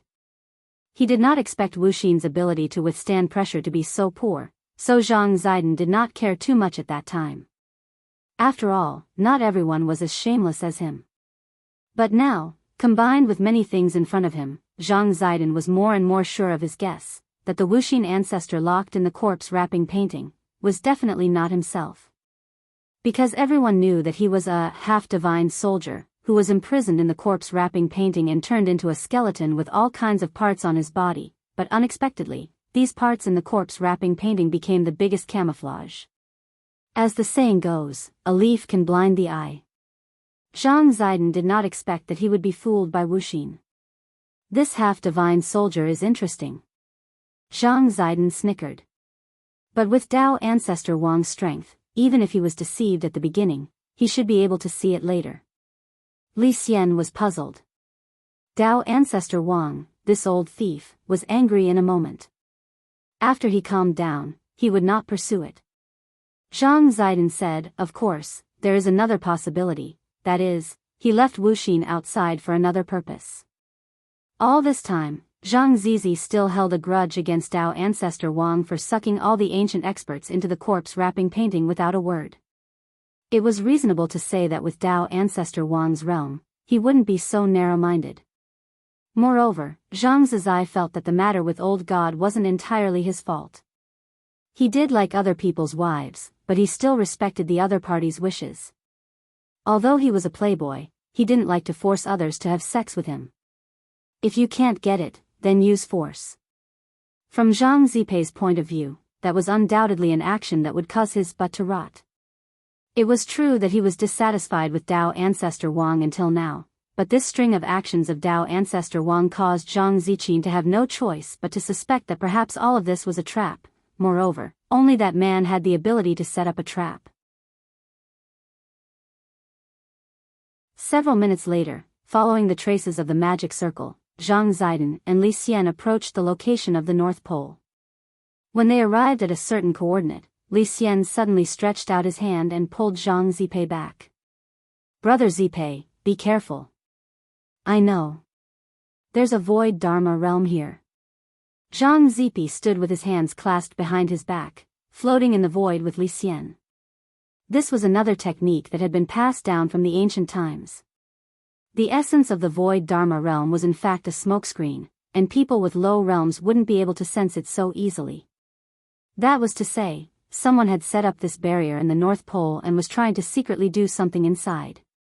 Thus, it was very likely that the entire North Pole had already been transformed, and the vast expanse of icebergs and snow had probably long since been reduced to nothingness. "Should we go take a look?" Li Xian said with a frown. The space inside the void Dharma realm was completely independent and isolated from the outside world. Once the two of them went in and fell into a trap, they might not be able to return. Li Xian was still hesitant. After all, he and Zhang Zidin were carrying out a mission together. If they failed because they were too rash, some of his points would be deducted, and the loss outweighed the gain. "I've already reported our location to Mr. Zhua. If we can't get out, he'll think of another way." To Li Xian's surprise, Zhang Zidin, who had always been very reckless, was exceptionally cautious at this moment. "Since Brother Zidin has said so, let's go in and take a look. Do you think the Heartless Patriarch is inside?" "Most likely," Zhang Zidin said. It had been a long time since they had arrived on Earth, and the ancient experts were relatively more reclusive. If the Heartless Patriarch had come to Earth from ancient times, he would have chosen this North Pole long ago and taken root here. But this was just Zhang Zidin's guess. Lu Renfeng's incident had been nothing more than a trivial matter to Zhang Zidin. He hadn't expected it to actually involve ancient times, which instantly piqued Zhang Zidin's interest. There were too many mysteries left, and he and Li Xian could only solve them one by one. Was the ancient brother who had set up the array the Heartless Patriarch, who was known as a half-step divine weapon? And what was the Heartless Patriarch's purpose in taking Lu Renfeng as his disciple? These things could only be found out after they stepped into the void Dharma realm. When Li Xian and Zhang Zizi both stretched out their hands and touched the boundary of the illusory world of nothingness, the two figures instantly disappeared along with a spurt of mist, submerging into it. Zhang Zidin and Li Xian were greatly shocked by the scene in front of them. This, because what they saw in the void Dharma realm was a completely different scene. It was a city built of steel and concrete, shining with all kinds of neon lights, and countless mechanical flying objects hovering in the air in an orderly manner. It was actually another world inside the void Dharma realm. Li Xian and Zhang Zidin were stupefied and completely speechless. Because the scene in front of them was too cyberpunk, and very much like the online game they had seen Wei Ji play a few days ago. They had just arrived in modern cultivation society and had yet to fully adapt to it. This technology city in front of them, which looked like it had been built completely ahead of time, instantly left them dumbfounded once again. Meanwhile, on the other side, Audiobook received a report from Zhang Zidin. The void Dharma realm? Although Zhang Zidin and Li Xian were already on the move, Audiobook felt that this was a good opportunity to make a contribution. Of course, it wasn't because he wanted to make a contribution, but mainly because he wanted to help Zhou Zi. Given his current combat strength. Of course, it was mainly because he had the shared ability of the King's Eye.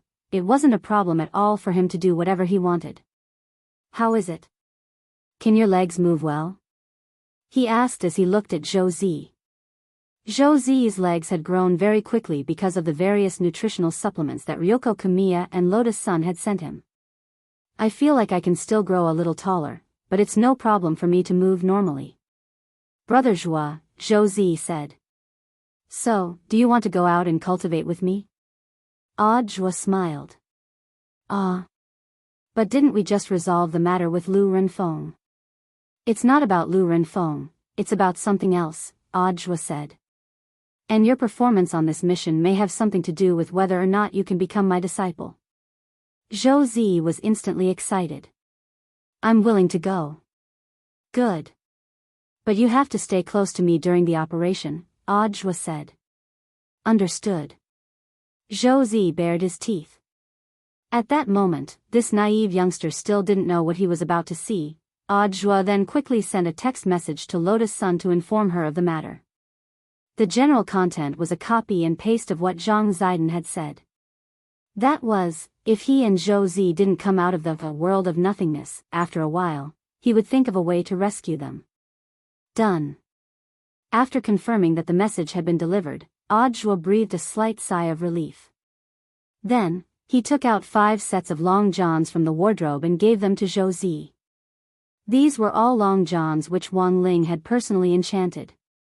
Furthermore, they were the upgraded version 3.0, so there was no need to hide one's head and limbs in the long johns, and they could still protect the whole body. Wang Ling had given Audra a lot of them before, and today, he had taken out all his trump cards. Zhou Zi was alarmed. Brother Zhua, these are, Audra, they're for you to save your life. After you put them on, even if we separate, no one can hurt you. Zhou Zi was doubtful. These are just long johns, will they work? Audra laughed. When have I ever lied to you? Zhou Zi, but will we be gone for long? Do we have to bring so many clothes? Audra, who told you to change? Put them all on. It's like a nesting doll, understand? Zhou Zi, at that moment, this naive youngster still didn't know that after putting on 5 enchanted layers of long johns, his armor value had already been raised to the maximum.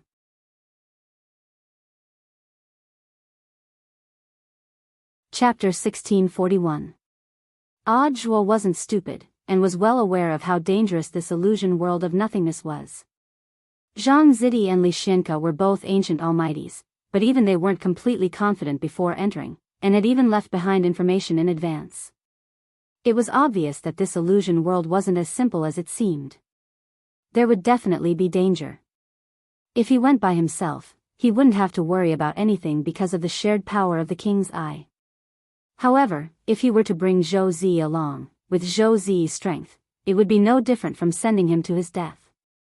However, after putting on 5 layers of version 3.0 long johns, everything had changed, so sometimes, it wasn't because he was afraid of pain that he activated all his defenses. It was also possible that he was wearing too many long johns. Audra had already told Lotus Sun before setting off with Zhou Zi, but he hadn't revealed this to Kami or Yoko, because he didn't have any extra long johns in his inventory. The main thing was that it would be safer for one person to wear the 5 long johns, and it wouldn't be effective if they were worn separately. Most importantly, Jamiya or Yoko didn't like thick clothes, so he didn't tell her about bringing Zhou Zi to cultivate. She only said that she was going out with Zhou Zi and would be back soon. On the other side, Lotus Sun received a text message from Audra. She actually had no intention of betraying Audra, but the current situation was a little awkward, because Kami or Yoko just so happened to be next to her. Today, she had come to the villa where Jamiya or Yoko lived mainly to discuss buying Wang Ling a birthday present. December 26th. In other words, tomorrow. It was Wang Ling's birthday. Lotus Sun was struggling with what gift to give Wang Ling. In fact, it wasn't just Lotus Sun, the entire Battles sect was secretly preparing for a birthday present. If it was just simple crispy noodle snacks, it probably wouldn't be enough to satisfy this crispy noodle maniac's expanding needs.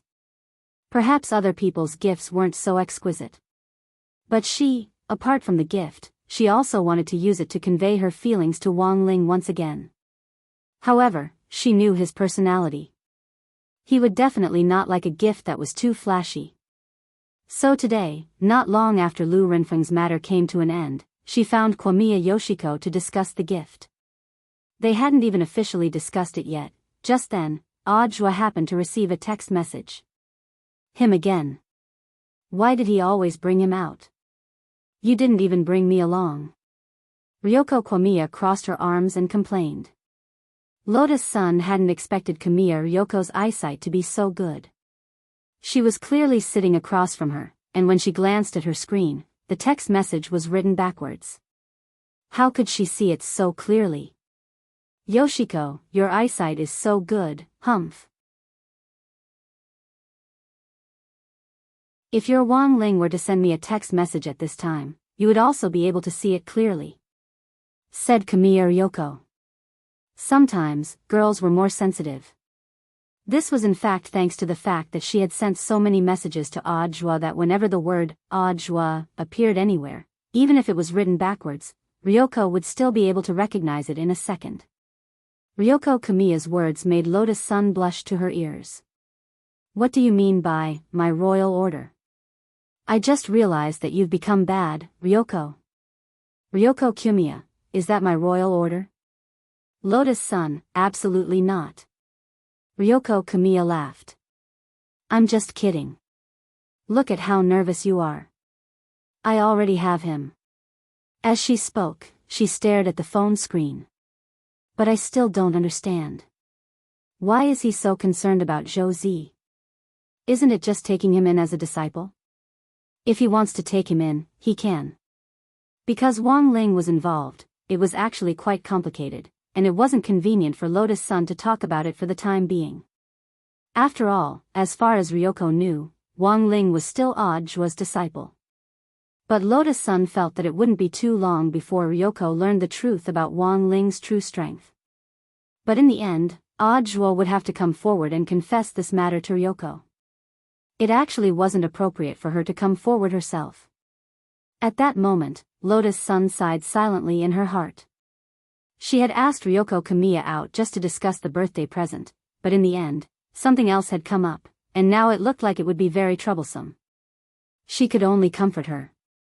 After all, you're going out to cultivate together, and that place might be more dangerous. That's why he didn't bring you along. The more Ryoko thought about it, the more she felt that something was wrong. But the problem is that this Zhou Zi's realm is about the same as mine. Why can he go? 2 men. Do you think it's possible that they went to some indecent place? No way, Senior Zhuo isn't that kind of person. Said Lotus Sunday, but I just don't feel at ease. Ryoko had an anxious look on her face as she sighed. You haven't fallen in love yet, so you don't understand. Audiobook and I are just at the beginning of our relationship. It's normal to feel this way. After saying this, Ryoko was slow to realize that her words seemed to stab Lotus-san's heart, and she hurriedly apologized. Sorry, Rongrong, I didn't mean to, it's fine. Lotus-san smiled awkwardly. She felt her mouth turn sour, as if she had eaten a lemon slice. Everyone was in love, but it seemed like she was the only one who hadn't found a partner yet. Who knew when that log of wood in the Wang family would blossom, Rongrong? While Lotus-san's imagination was running wild, Ryoko suddenly called out to her. Lotus-san, Ryoko, let's go together.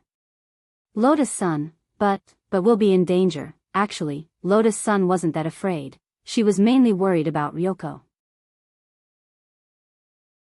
And if they went together, she was afraid that her current strength would be exposed to Ryoko. Ryoko smiled.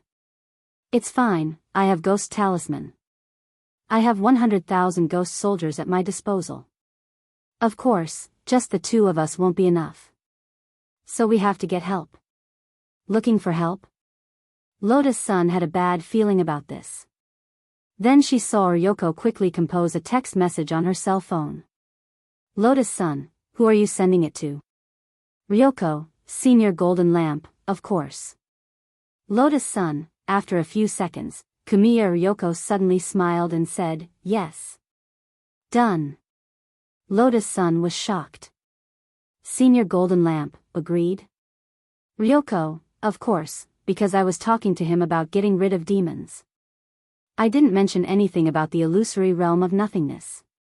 Lotus-san, Ryoko, but Senior Golden Lamp also said that he needed to report this matter to be on the safe side. Then he went to grenade throwing Senior Immortal. She didn't know why.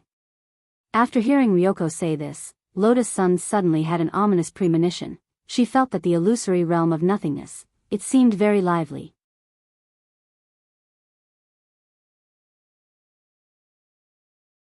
Chapter 1642. When he received Jimiya Ryoko's text message, Jin Deng only needed to pinch his fingers to figure out what on earth had happened. If it had been before, he would definitely have declined if Jimiya Ryoko had come looking for him. But the situation was different now.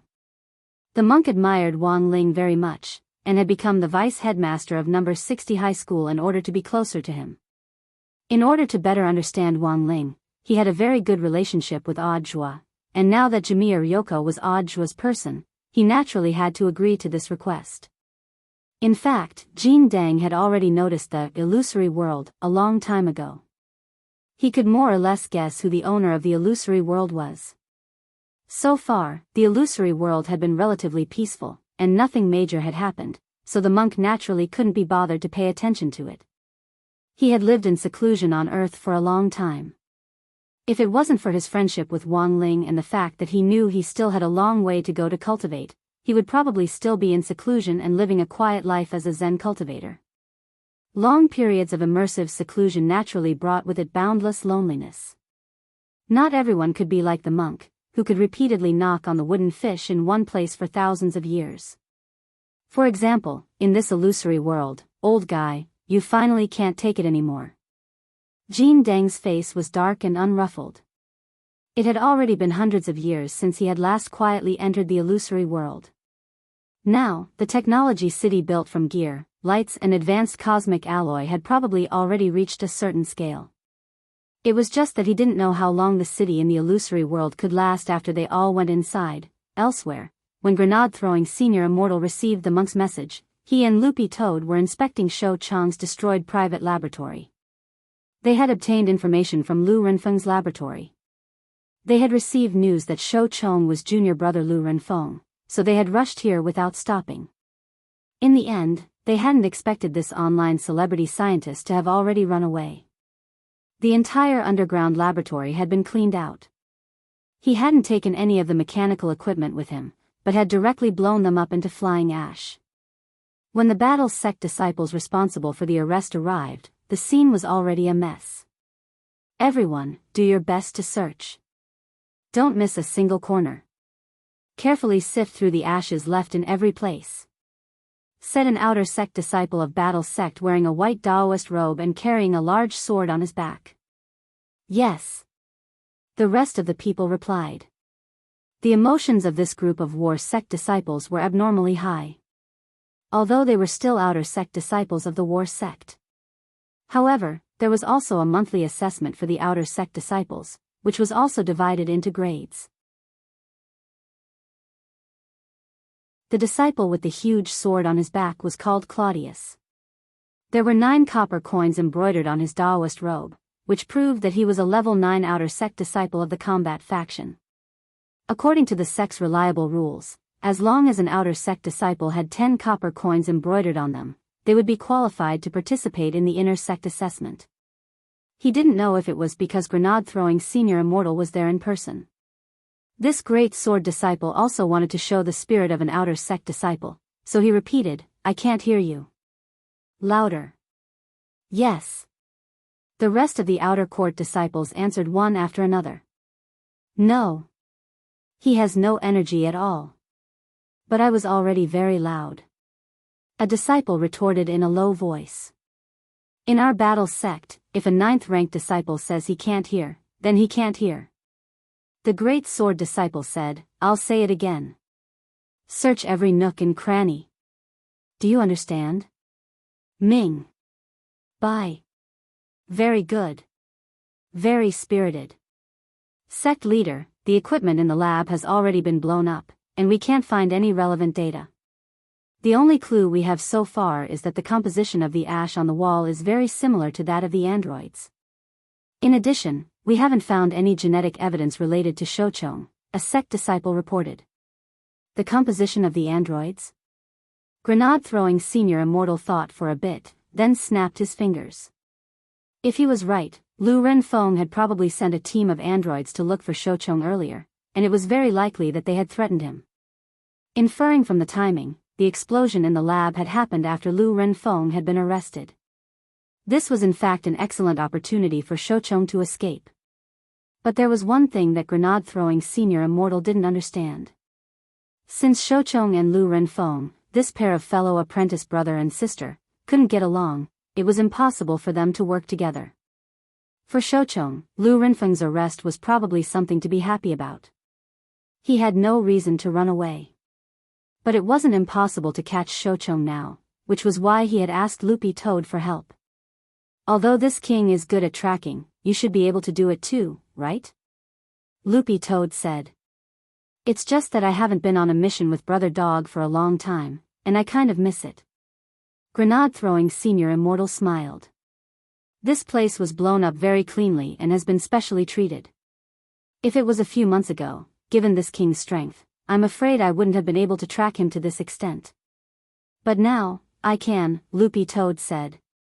Tracking sense was a dog's instinct to begin with. Although it had turned from a toad into a dog, it was now getting more and more used to its body. It looked at grenade-throwing senior immortal. Did you take Shoucheng's personal belongings? A battle sect disciple approached it of his own accord. Elder Dog, we've already prepared everything according to sect leader's instructions. We found these things in the apartment under Shoucheng's name. I don't know if they'll be of any use. These are enough, Loopy Toad said. Also, don't call me Elder Dog, call me Mr. Second. It somehow felt that Elder Dog sounded like he was cursing. All right, Elder Dog. Then what do you want, Mr. Second? We've collected tissues that have been stained with an unknown liquid, underwear that has been left in the washing machine but hasn't been washed yet and has an unknown yellow stain, a pair of socks that are no longer white and emit the smell of rotten salted fish, and... The disciple answered warmly. Forget it, just bring this bag of things to me, no need to describe them, all right, Mr. Second. Although Loopy Toad could already imagine how disgusting the things in the bag would be just by listening to the description, when it brought its nose closer, it actually felt like it had almost died from the poison. Are all older, single, straight men so sloppy? Loopy Toad was full of disdain. Huh, it depends. This reminds me of Brother Little Silver, said grenade-throwing senior immortal. Little Silver? What did he do this time? It's like this. Hasn't Brother Silver been obsessed with writing recently? Recently, he wrote a scene where the male and female leads kiss, and was shocked to realize that their first kiss was gone, while his was still there. Loopy Toad, this was indeed a sad story. After memorizing the indescribable smell in the bag, Loopy Toad's fur stood on end. It's done. Now, we just need to set out and find him. Yes, thank you, Brother Dog, said grenade-throwing senior immortal. Even if he hides at the ends of the earth, this king will definitely find him. And so, about 10 minutes later, grenade-throwing senior immortal and Loopy Toad appeared at the edge of the illusory world's barrier.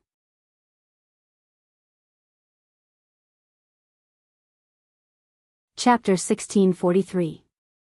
In the illusory world of nothingness, the huge technology city was clearly divided into two major areas.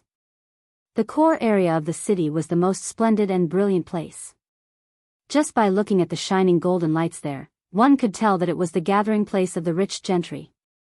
As long as they had enough money, they could do whatever they wanted inside. When Li Xian and Zhang Zizi entered here, they were in the outermost block. The air of this block was filled with a faint smell of engine oil and flashing neon lights of various colors, which made people feel very unreal. The two used invisibility spells and secretly observed the people living in the illusory world of nothingness. Although they had not fully touched the core area, from the feeling of the outer layer, this illusory world of nothingness did indeed have its own independent civilization. At first glance, they knew that it was the work of the heartless ancestor.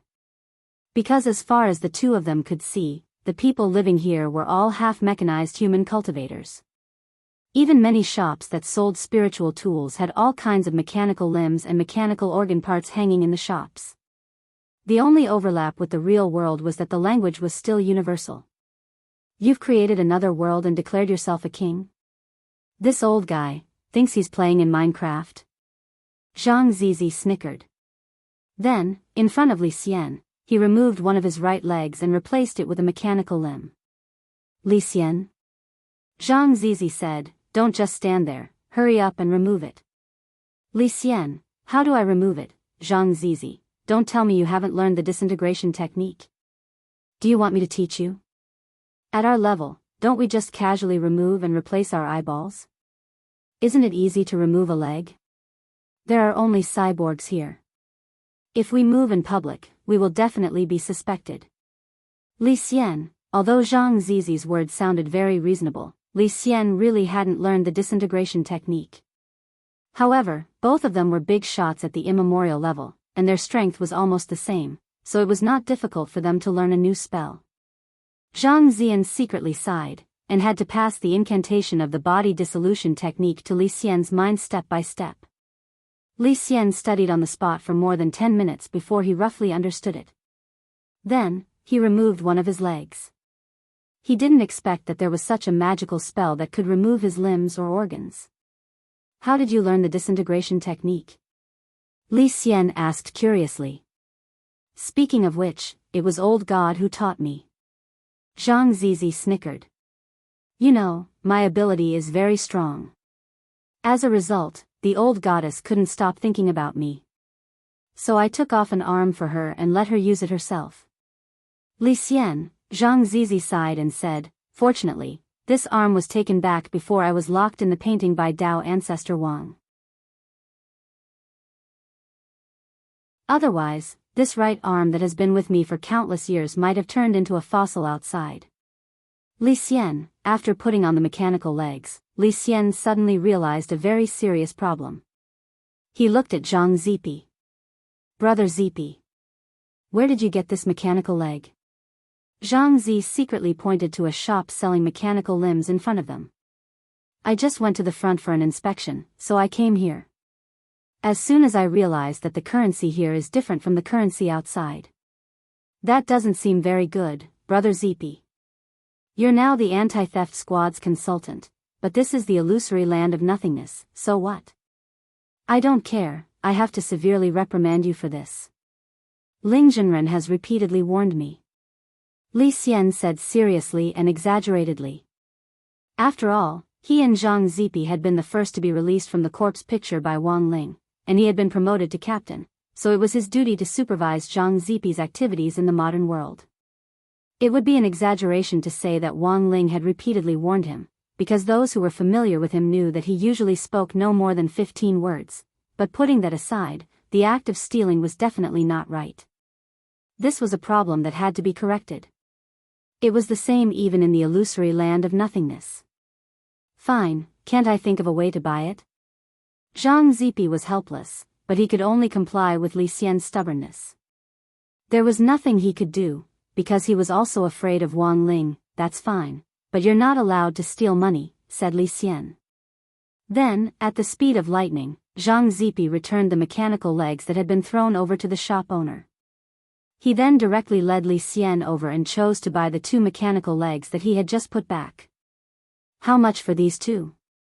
The shop owner, who looked like he weighed more than 100 jin, was wild with joy at the sudden big business. He rubbed his iron hands together and beamed. You two sound like foreigners? What, xenophobic? Zhang Zipi raised his eyebrows. Not at all, this shop has always been about the customer first. The shop owner smiled. The 2 mechanical legs that this gentleman has taken a fancy to are new arrivals, model Beppel 12 Pro, Taigui. Is it the latest model from the core area? Zhang Zipi asked. Sir, you must be joking. You know, the 10 floors outside the core area are all outer rings, and are actually where the poor live. There's no essential difference. The shop owner said, to tell you the truth, these 2 mechanical legs are indeed obsolete products in the core area for the rich. But here in our outer ring, they're new. So the price. I know. Just name your price.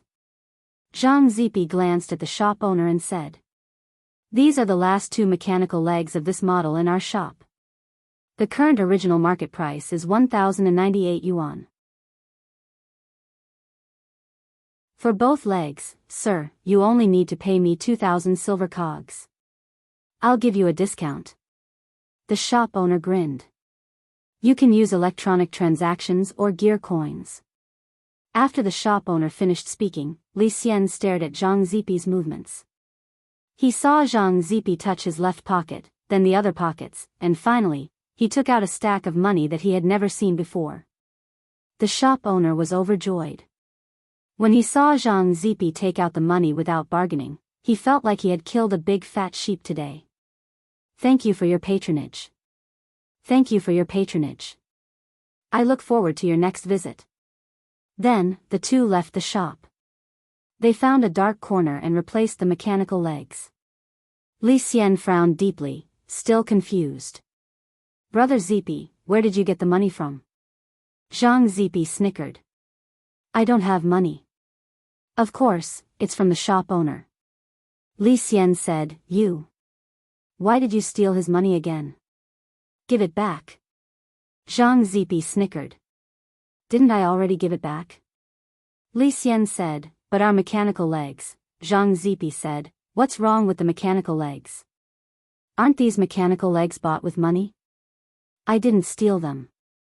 Look at the shop owner's happy face. He's looking forward to our next visit. Hearing this, Li Xian opened his mouth wide. This genius logic made him speechless for a while.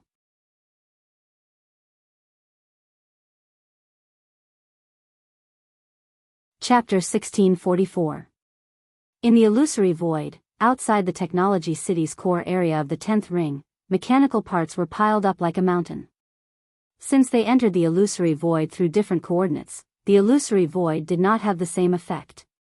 When Odd Zhua and Zhou Zi passed through the outer barrier, they directly appeared in their current position.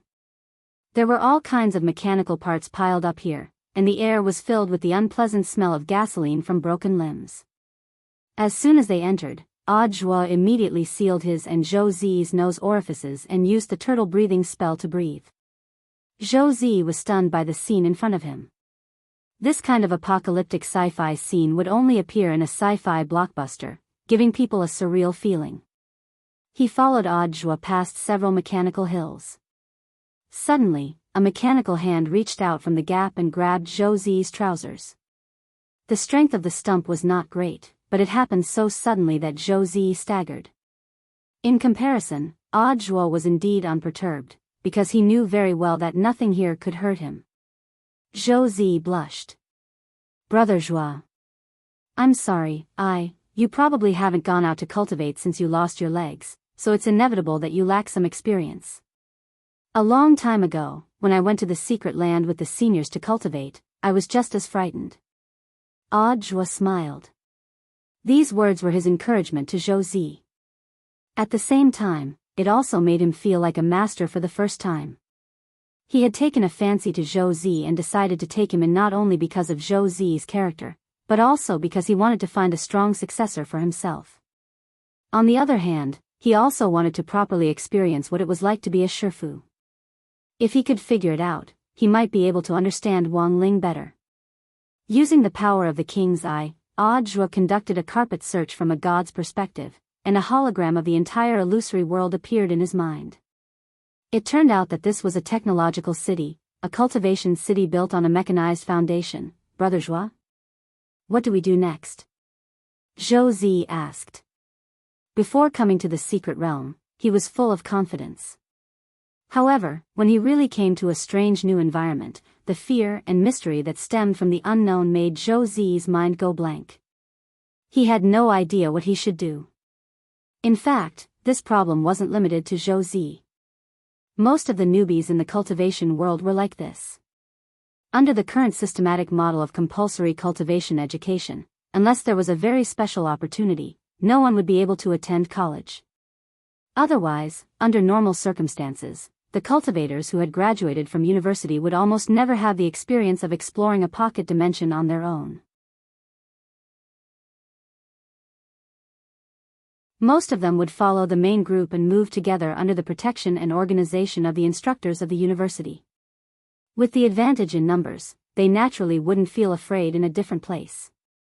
Audra had always thought that, strictly speaking, it wasn't called exploring a secret land.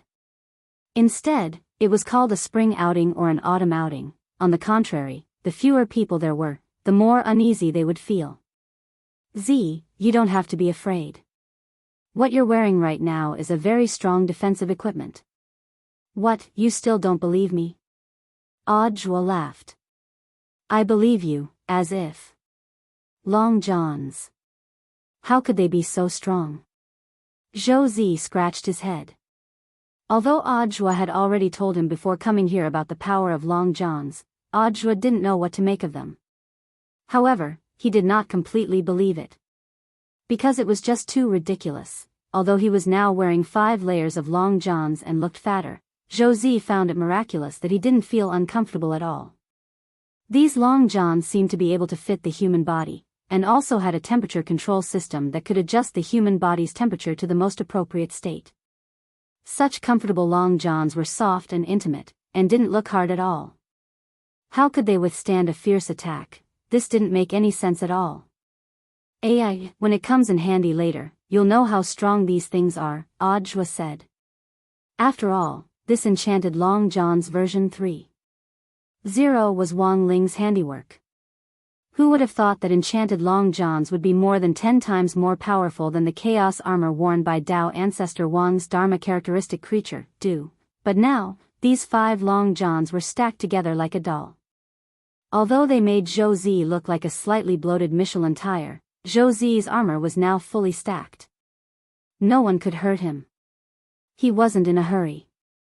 In fact, he had brought Josie here this time to find an opportunity to help him soar. It was true that this heartless patriarch was an ancient expert. But if Josie could get rid of this 10,000 ancient rank powerhouse, he felt that he was more than qualified to join his sect. He had won without doing anything for so long, and was well versed in the art of winning without doing anything. It was just that he never thought that there would actually be a day when he would bring along the disciple he wanted to take in and set up a winning scheme for his future disciple. He casually picked up 2 mechanical limbs from the mountain of garbage and used the king's eye's recovery ability to scan them. Then, Josie saw the 2 mechanical limbs actually turn into golden particles of light in his hands, which formed a holographic image in the air and then swiftly materialized. This was the king's eye's light of repair, home appliance edition, which was specially used to repair mechanical products. He had just wanted to give it a try, and never thought that it would actually come in handy. In less than 2 seconds, 2 brand new mechanical limbs appeared in Audra's hands. At that moment, both of them exclaimed in their hearts. Audra exclaimed in his heart, so this is what a complete mechanical arm looks like. Josie exclaimed in his heart, there's actually this kind of operation. Sensing Josie's astonished gaze, Audra couldn't help laughing. Don't be too surprised, it's just an ordinary technique. After sorting out his thoughts, Josie said, Brother Joie, since these are all semi-mechanical cultivators, shouldn't we also switch to mechanical limbs? Audra nodded. Smart. But given your current realm, you don't have enough spirit energy to use the disintegration spell to replace your limbs. Even if you learn this spell, I'm afraid it won't last more than 10 seconds. Then, what should we do? It's very simple. Just use an illusion spell. The next second, Audra used the shared king's eye ability to project the 2 mechanical arms that he had just restored onto himself and Josie in the form of an illusion spell. When Josie saw that his right hand had suddenly turned into a metal mechanical arm, he was completely taken aback. Amazing. It's like I've changed into a new layer of skin. That's foolproof. Audra cupped his chin and said, but this illusory realm is already another country. I'm guessing that the currency used here is different from what we usually use. Unlike other secret realms, this secret realm had these mechanical native cultivators and its own civilization. Wherever there were people, there would definitely be all kinds of sales and transactions. Furthermore, through the holographic image sent back by the king's eye, Audra could also see the dazzling, central core area. So the crux of the problem was how to enter this place as legal natives without alerting the enemy. Audra judged that if they wanted to move around here unimpeded, they would need to have enough money. Thus, at that very moment, facing this huge and sparsely populated parts junkyard in front of him, Audra discovered an opportunity to strike it rich. Go pick up some parts that look like they can still be used, Audra said. He had the ocular technique of repairing light, home appliance edition, so he could turn waste into treasure and sell it for a profit.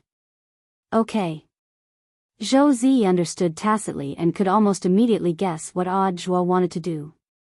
But just as Zhou Zi was about to act, a tall, fair-skinned young man suddenly appeared in front of them. He was dressed in casual clothes and had neat bangs. As he approached them, it was as if they could feel the sunlight radiating from him. "Brother, you don't seem to be from here." Audra frowned. "Me? Indeed not, but neither are you." The young man smiled. "Who are you?" Audra's eyes darkened. This unknown young man could actually see through the king's eyes illusion spell. This was inconceivable to him. Sorry, I didn't mean to eavesdrop on you. I also accidentally fell into this secret realm." At that moment, the young man raised his hands lazily in a gesture of surrender. So he had eavesdropped. Audra breathed a sigh of relief. "So I just want to ask, where on earth is this place? I heard you say that it's a secret realm. Have you heard of Beiyan City?" "I'm from there," the young man said. "Beiyan?" Audra was blank. Then, he looked up at the person in front of him. "As far as I know, our Huaxiu nation doesn't have a city called Beiyan." "Huaxiu nation?" Hearing this, the young man was blank. He rubbed his chin with a thoughtful expression and couldn't help muttering, "Oh no, did I fall into another space?" "Brother, aren't you going to tell me who you are?" "It feels very rude," Audra said warily. He felt that there was something indescribably strange about the young man in front of him. And most importantly, the other party's battle strength wasn't ordinary. The young man hadn't deliberately released his spirit power. But through the king's eye, Audra could clearly see that the spirit power in this young man's body was as boundless as the sea. It was almost on par with a Tao god. "Then in exchange, after I'm done, I hope you can tell me who you are." The young man smiled warmly and then held out his hand to Audra. Hearing Zhou Zi call Audra Brother Zhua earlier, he also said, "Hello, Brother Zhua, my name is Qin Zong." Qin as in Chu Tian, Zong as in vertical and horizontal. Qin. Zong. Audra was stunned by the name. Somehow, he felt that he had heard it somewhere before. At that moment, Audra still hadn't realized it. This handshake was a historic meeting.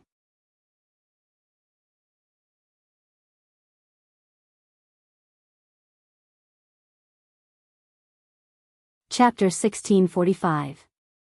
The shared version of the King's Eye had a lot of abilities, but at the same time, it also had limited permissions.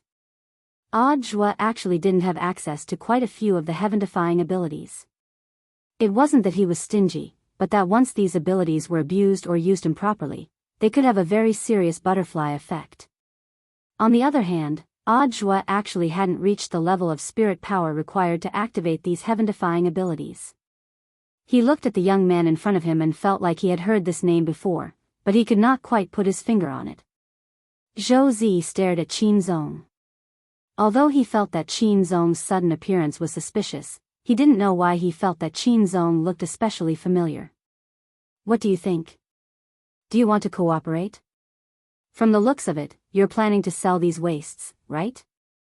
Actually, Qin Zong had seen pretty much everything that had happened just now. He knew that Audra had the ability to turn trash into treasure, so he immediately offered to cooperate. "That depends on how you can help," said Audra. "TCH, I'm just here to join in the fun.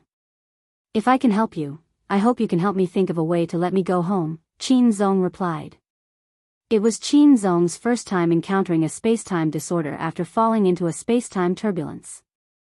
He could basically determine that he had fallen into another space. This was a big problem. With his current realm and strength, he was still unable to correct space-time. Of course, he didn't know whether Audra could help him. However, based on past experience, Lin Feng was not a match for Lin Feng. He felt that following Audiobook was definitely the right choice, because he was lucky enough. Otherwise, he wouldn't have heard Audiobook and Zhou Zi discussing a plan in this deserted waste yard as soon as he had fallen out of the space, and he found that he could be of use. Cooperation? After all, we don't know you. I think we should consider it. Audiobook said. He did not reject Qin Zong too much. It was just that he was too unfamiliar with Qin Zong. He did not know what Qin Zong's purpose for appearing here was. Also, if Qin Zong were to join, it might affect Zhou Zi's contribution. While he was thinking, Qin Zong crossed his arms and burst out laughing. I'm not a bad guy. If you're worried that I'll steal the credit, you don't have to worry. I'm the best at providing support. It wasn't that Qin Zong had used some mind-reading ability, but that he had made a mental guess purely by analyzing the micro-expressions on Audiobook's face, and then hit the nail on the head by a fluke. Audiobook pursed his lips. It's not impossible for you to cooperate, but you have to follow my plan. Of course, I'll listen to you. Qin Zong nodded. Then you and Z can go pick up scrap, Audiobook ordered. Audiobook hadn't expected a Dao God cultivator to go pick up trash. He thought Qin Zong would be angry, but in the end, Qin Zong seemed to be in an unusually good mood. He did not look like he was picking up trash at all. Instead, he looked like he was looking for treasure. Audiobook was shocked again. He suddenly regretted agreeing to join Qin Zong. Why did he feel like he had dragged a lunatic onto the boat? About a quarter of an hour later, Zhou Zi and Qin Zong returned at the same time. Master, the storage bag is basically full. It looks like it can be used. Zhou Zi said. Basically, he picked up the severed limbs that looked new and didn't have much dust on them. In total, he picked up 100 storage bags, and they were full. After that, he looked at Qin Zong. Then, Brother Qin Zong, how much did you pick up? With a smile on his face, Qin Zong fished out a gray item from his storage pouch. It was giving off a foul smell of engine oil. It looked like a lotus root that had just been unearthed from the mud. Ah, can this be sold for money? Zhou Zi said doubtfully. Qin Zong was very confident in himself, and the smile on his face didn't fade. You'll know when it's repaired. After a while, the three of them took the mechanical arm that Audiobook had repaired with Repair Light, home appliances addition to a shop that sold and recycled mechanical limbs. Qin Zong glanced at the name of the shop, Boss Pigeon Mechanical Limb Shop, and suddenly felt all sorts of emotions welling up in his heart. As soon as they entered the shop, the chubby shop owner was counting the money in the cabinets and seemed to be muttering something incessantly. He stared at the account book, puzzled no matter how hard he thought about it, and looked distressed. I clearly sold 2,000 yuan worth of goods just now. Why hasn't the cash in this cabinet changed? Did I not learn functions well enough? My maths teacher is clearly still in good health. Boss, do you want to recycle the mechanical arms? Audiobook asked at that moment. The chubby shop owner immediately put down what he was doing, and a smile reappeared on his fierce-looking face. What do the three of you want to sell? Audiobook handed over Zhou Zi's storage bag first. These are 100 mechanical arms of different models. Boss, please appraise them. I hope you can give me a suitable price. If you want to sell them as a package, there's no harm in selling them at a lower price. He had the air of an old man, and didn't have the slightest bit of the guilty conscience of an outsider. The chubby shop owner was blank for a moment, then turned around and poured the mechanical arms in the storage bag into the huge cylindrical machine behind him. BZZT. After the red beam of light scanned for more than 10 seconds, the 100 mechanical arms formed a long list, which was pulled out from the spit at the bottom. As I expected, they're all old models. The chubby shop owner sighed and showed the list to Audiobook. Sir, look, my machine is connected to the internet. Almost 99% of all models of mechanical arms have them, and you'll see them after a scan. He went on and on. The specific model, the year of production, the manufacturer, the price at the time of production, and the current market price. Although this batch of mechanical arms looks especially new, as if they've never been used before, they're only slightly higher than the normal recycling price. For 100 of them, I'll give you 5,000 silver gear coins at most. Only 5,000? Audiobook frowned. It looked like his plan to make a fortune by repairing broken mechanical arms was going to be a little fruitless. He roughly knew that the boss was exaggerating a little, but from a business point of view, there was nothing wrong with him being meticulous with his calculations. Normally, it would definitely be more than 5,000. Perhaps the boss had quoted a little lower, but Audiobook guessed that the difference was only a few thousand yuan. Was he short of a few thousand yuan? He was thinking of directly becoming a nouveau riche by selling mechanical arms here. No matter what, he had to earn 100 million first. So Audiobook couldn't be bothered to haggle, and directly agreed to sell the bag of mechanical arms. The boss straightaway took out 5 1,000 yuan banknotes from the cabinet and handed them to Audiobook. Silver gears were drawn on them, as well as a special anti-counterfeiting seal. The spirit power fluctuations told Audiobook that they weren't fake. Because the workmanship of a fake banknote couldn't be so complicated, and there was even a deliberate anti-counterfeiting seal. Thank you for your patronage. After accepting the sack of mechanical arms, the boss grinned from ear to ear. After selling the difference in price, he had a net profit of around 3,000 silver gear coins. Just then, Audiobook said, "Wait, I have more mechanical arms here." "Boss, can you see how much they're worth?"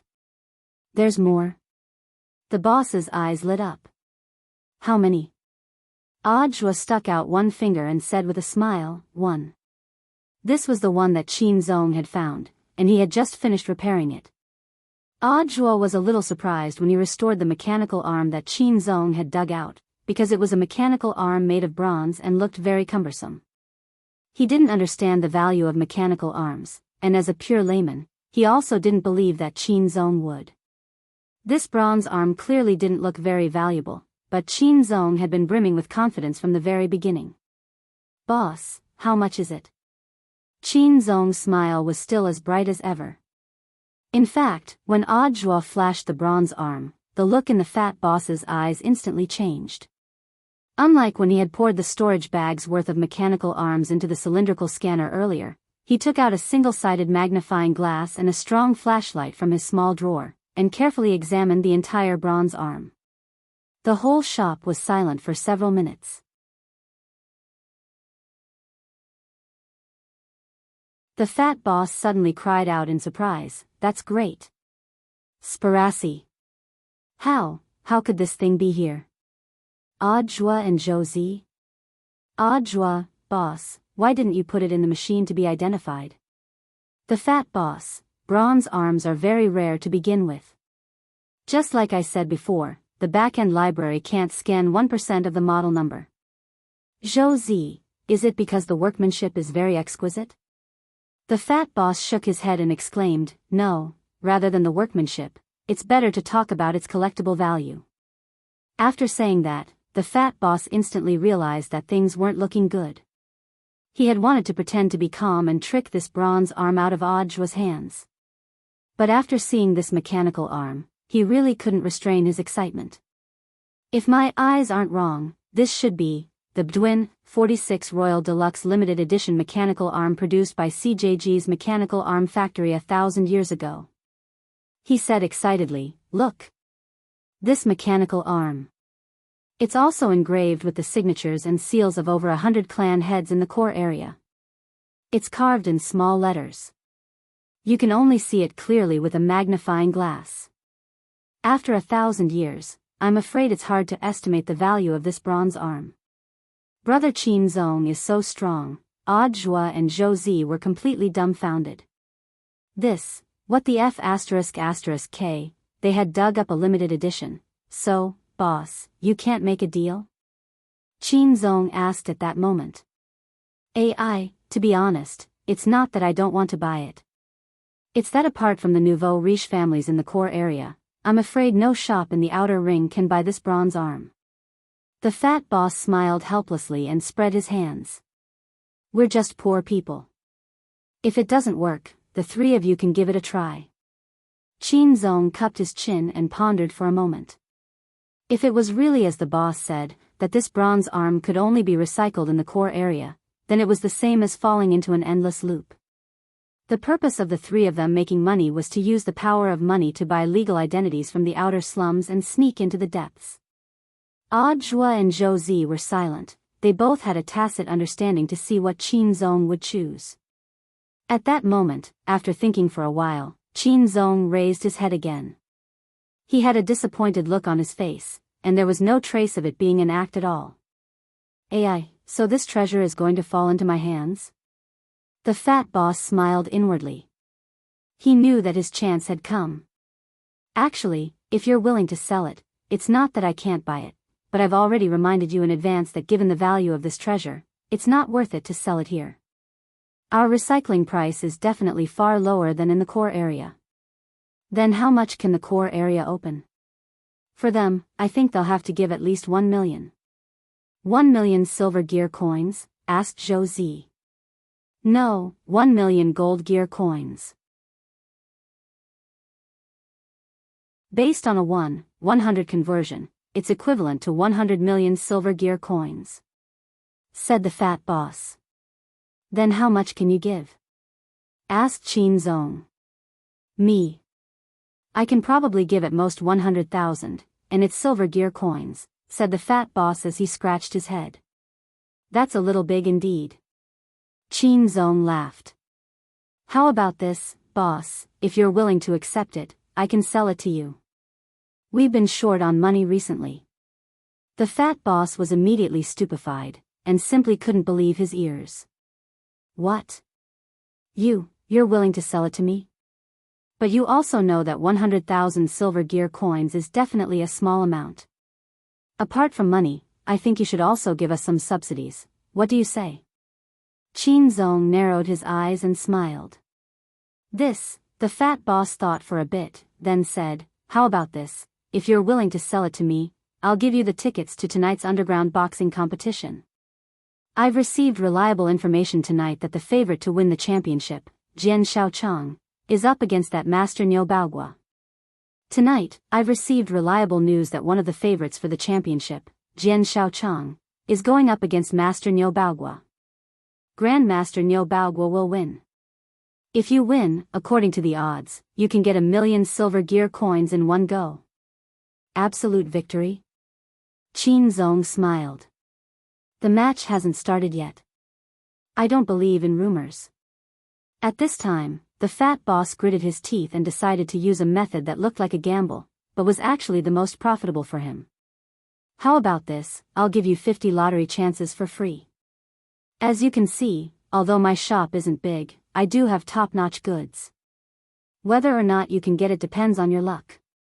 As he spoke, he pressed the button on the counter and sealed the door of the shop on the spot. Accompanied by the sound of gears turning, the hidden mechanism display cabinet inside the shop was revealed in front of everyone. This was his collection of mechanical arms, and there were more than 100 of them. "These are my trump cards. I don't usually show them to the public." He pointed at his hidden display case and said, "The second to last floor above us is Section SS. Most of them were just recently eliminated from the core zone, but they sell for an average of 100,000 silver gear coins here. The next box is Section S, which sells for an average of 50,000 silver gear coins. Section S sells for an average of 10,000 silver gear coins. The rest are B goods worth a few thousand silver coins and C goods worth only a few hundred silver coins." After saying that, the fat boss turned around and carefully picked up the bronze arm from the cabinet and put it on top of the display cabinet. "All these years, I've always wondered if there were any SSR-grade goods." Zhou Zi and Zhou Zi. "So, boss, what do you mean? A lottery?"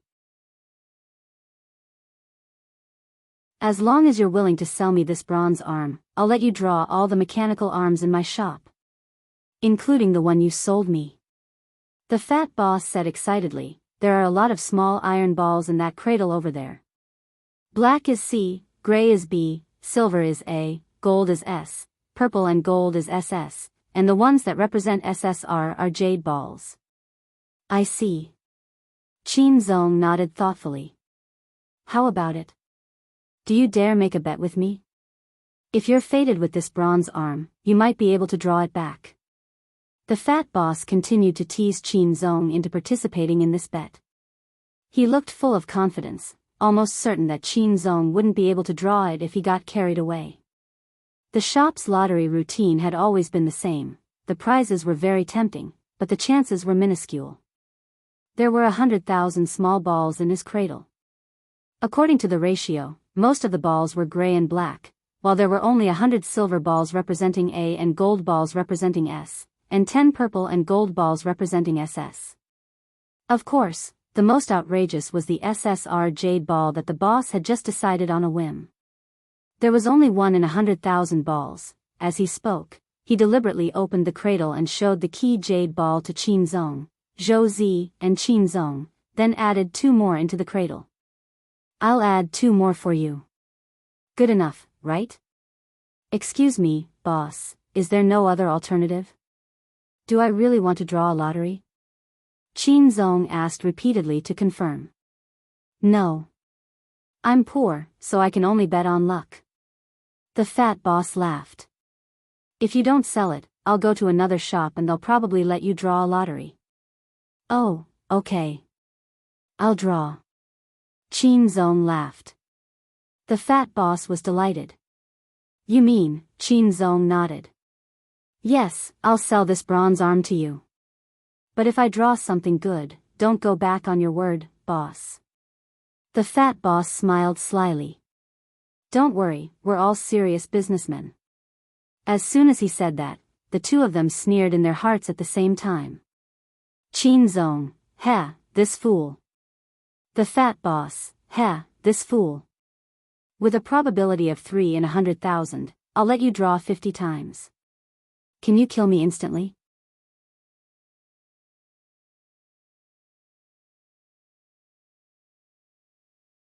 Chapter 1646. In less than 10 minutes, the 3 of them had already left Boss Pigeon's shop, fully loaded. The fat boss stood at the door and stared with a dumbfounded expression, feeling like a soulless walking corpse. His shop was completely empty. Qin Zong had taken away everything of value, including the bronze arm which Qin Zong had just sold to Boss Pigeon. The estimated value of this loss had already exceeded 1,000,000 silver gear coins. He had lost so much that he had to go back to his grandmother's house. Zhou Zi, brother Qin Zong, you're amazing, you're actually the first to get a jade ball. Aren't you a little too lucky? Maybe it's not that I'm lucky, but maybe you're the luckier one, Zi. I picked up the bronze arm with you just now after picking up the trash, Qin Zong said very modestly. Actually, he didn't want to go overboard. But who told this boss to compete in the lottery with him in order to scam him out of the bronze arm? When he had drawn the lottery, he had watched the boss's face turn livid little by little. Out of concern for the boss's health, he had straightaway let go and let Zhou Zi and Audiobook help him draw a few more rounds. But unfortunately, his providence radiation was too strong, and it directly caused Zhou Zi and Audiobook's luck to be extremely good. The 3 of them took turns and won one item after another. Nearly 99% of the gray and black balls were drawn, but they didn't win a single one out of 50 times. The mechanism of providence radiation had started a long time ago. As the one and only koi in the cultivation world, Qin Zong's passive ability had already reached the level of precise radiation after constant cultivation. That was to say, as long as Qin Zong subconsciously listed someone as an enemy, even if he was present, the providence radiation wouldn't reach that person. Hence, Boss Pigeon was out of luck. But this also reminded Qin Zong of something else. That was, he now indeed regarded Audiobook and Zhou Zi as his teammates. Strange, it's clearly the first time we've met, but why does it feel so familiar? Qin Zong murmured in his heart. He had also noticed this problem. He felt that there seemed to be some kind of hidden tacit understanding between him, Audiobook and Zhou Zi. This sort of tacit understanding was very wonderful, especially between him and Audiobook. Both of them had this feeling, but they couldn't quite put their finger on it. It was clearly his first time meeting Qin Zong, but he had directly agreed to work with this stranger. This was definitely not his style. Given Aujua's usual strict attitude, it wasn't his style at all. Unfortunately, this time, it was a special case. Because he felt that Qin Zong was inexplicably familiar, and there was an indescribable sense of intimacy. However, he didn't show it. He still had a cautious look on his face, but he had already let down his guard a little. Let me do some calculations.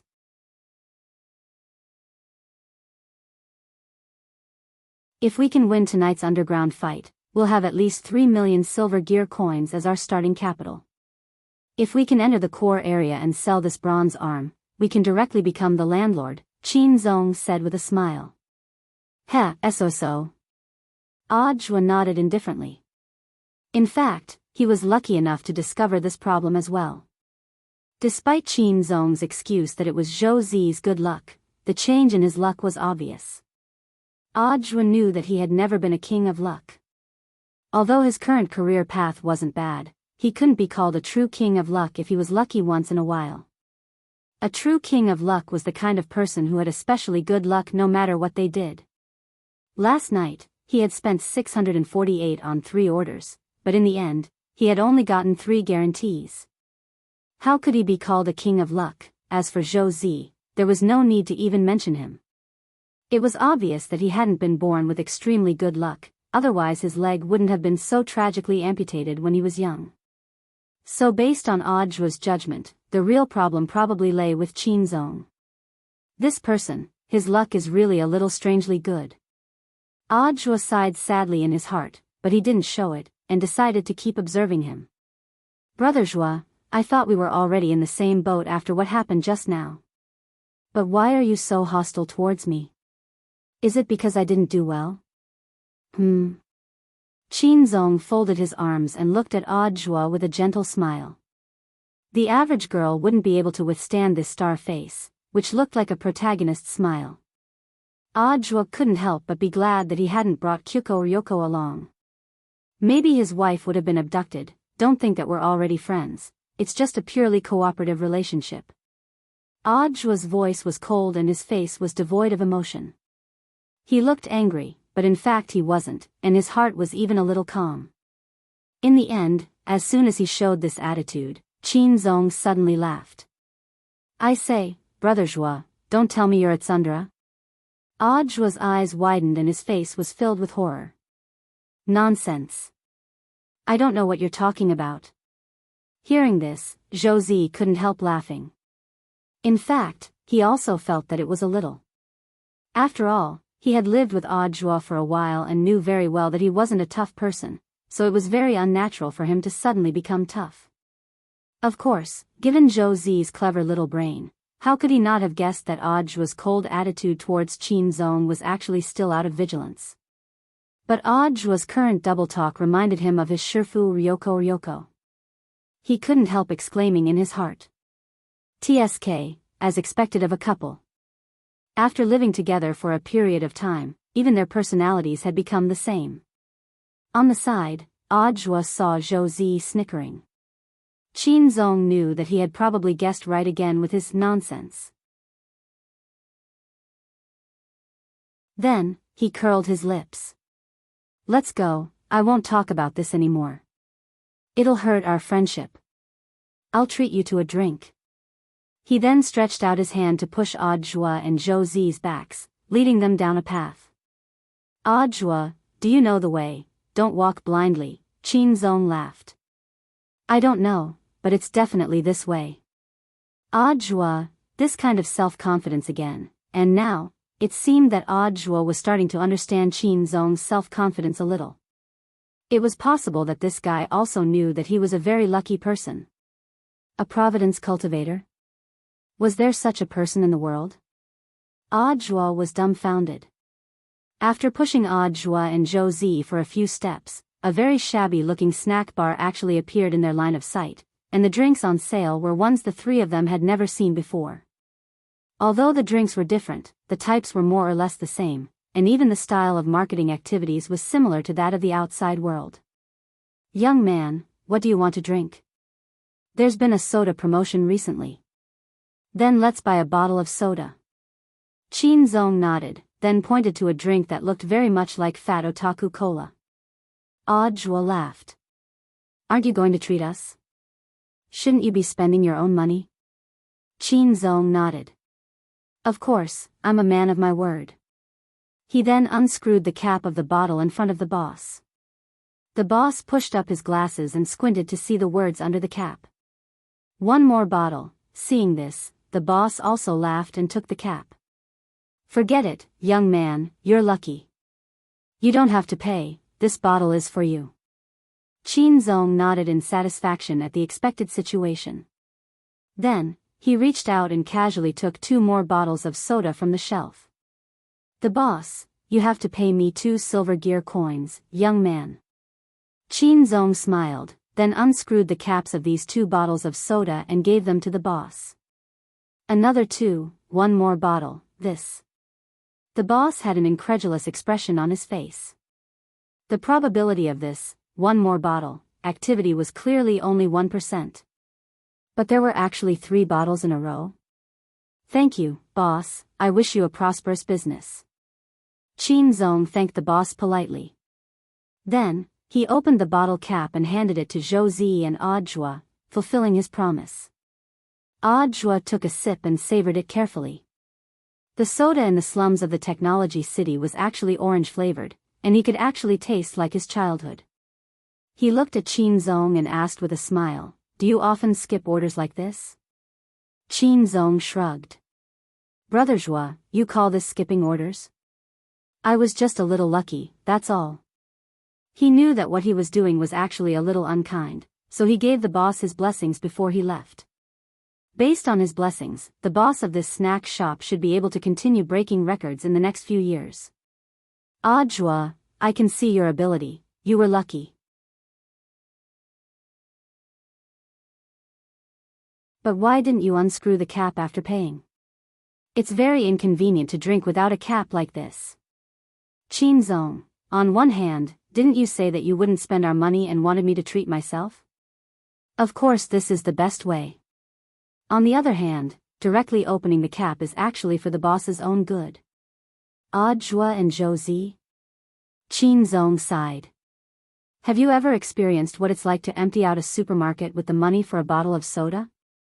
Audra and Zhou, are we going to the boxing arena next? Shinzong nodded and smiled brightly. Of course. This is a chance to turn over the money we have in our hands. Audra secretly rolled his eyes in his heart. He thought to himself, who's with you, just as the 3 of them were about to head to the underground boxing arena, not far away from them. 3 cloaked figures appeared, and one of them was trembling slightly under the cloak. I knew it. I knew it. Jayamiya Ryoko hadn't expected it. She had just found Audra when she saw the scene of the 3 people buying drinks from afar. But she wasn't in a hurry to reunite with them. Instead, she chose to follow them secretly. In the end, she saw the scene just now. The pretty boy who had just appeared next to Audra had a dubious tone as he kept saying, our money, and, the money we have, which made Jayamiya Ryoko feel unwell. Ryoko, calm down, it might not be what you think. Lotus Sun dropped her forehead into her hand. We agreed that we would only bring Z over. It's one thing for him to bring Z, but why is there another man next to him? It was clear that Jayamiya Ryoko was very angry now. It's just a man, you don't understand, Rongrong. We girls are actually under a lot of pressure. It's not enough to just guard against women. You have to raise your awareness. Tell me, do you think a normal man would unscrew a bottle cap for another man? Audra isn't a girl, why would he do it for him? Doesn't he have his own hands? Jayamiya Ryoko said angrily, and that person just now seemed to have said our money? What our money? This Audra actually dated a 3rd man outside and didn't tell me, he's even hiding a little stash of money. If he was short of money, he could have asked me. He could have asked for as much as he wanted. It's not like I don't have. Ryoko, calm down first. Lotus Sun didn't know whether to laugh or cry. She felt that Jayamiya Ryoko was really too sensitive. Senior Golden Lamp, please help persuade him. Under the cloak, the monk's voice was cold. Monks have long since seen through the world of mortals. Please forgive this poor monk for not being able to understand the love and affection of the secular world. Hearing this, Lotus-san could only sigh and look at Jayamiya Ryoko to comfort her. Ryoko, don't worry. It's all on your own now. We don't know the specifics yet.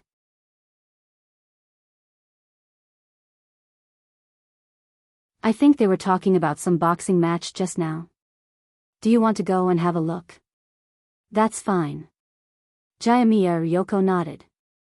But the currency in this world is a little different from ours. It doesn't seem like we can do without money. We can't enter that kind of place without money, right? Let me think. Lotus-san was also having a headache in this regard. In fact, she had been thinking about legal ways to make quick money in this world in a short period of time ever since she entered the land of nothingness and discovered that the currency wasn't usable. Just then, Monk Golden Lamp suddenly said, "Look, someone seems to be putting up a notice over there." Lotus-san frowned. It looks like a wanted poster. Wanted poster? Speaking of which, if it's a wanted poster, there should be a bounty, right? Jayamiya Ryoko's eyes lit up. With a wave of excitement, the three of them gathered in front of the wanted poster and began to look at it carefully. According to the wanted poster by the police in the technology city, it was a pair of middle-aged men swindling people. They had swindled a shop owner out of 2,000 silver gear coins. But at present, there were only sketches provided according to the victim's description. Since the sketches couldn't be identified through the database, it was suspected that they were unregistered residents or had disguised their faces. Anyone who could provide specific information or clues would be rewarded with 20,000 silver gear coins. P.S. Please help me boost my sales at the end of the year. As Jayamiya Ryoko looked at it, she suddenly felt that the two sketches looked a little familiar. Rongrong, don't you think these two people look a little familiar? Lotus-san was instantly clear-headed by these words, as if enlightened with wisdom. She was horrified. Wasn't it just a little familiar? This was Li Xian and Zhang Ziki stealing.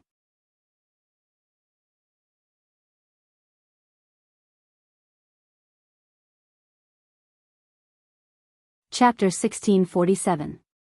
Although Kamiya Ryoko really didn't want to admit it, she indeed felt a little irrational at that moment. When she thought about Audiobook, she felt like she couldn't think straight anymore. When they arrived at the nearest police station, the three of them stopped in front of it.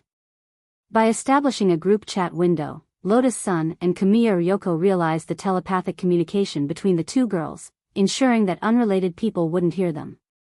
Lotus-san, Yoshiko, do you really want to go in and report Senior Li Xian and Senior Zhang Zipi? Ryoko sighed.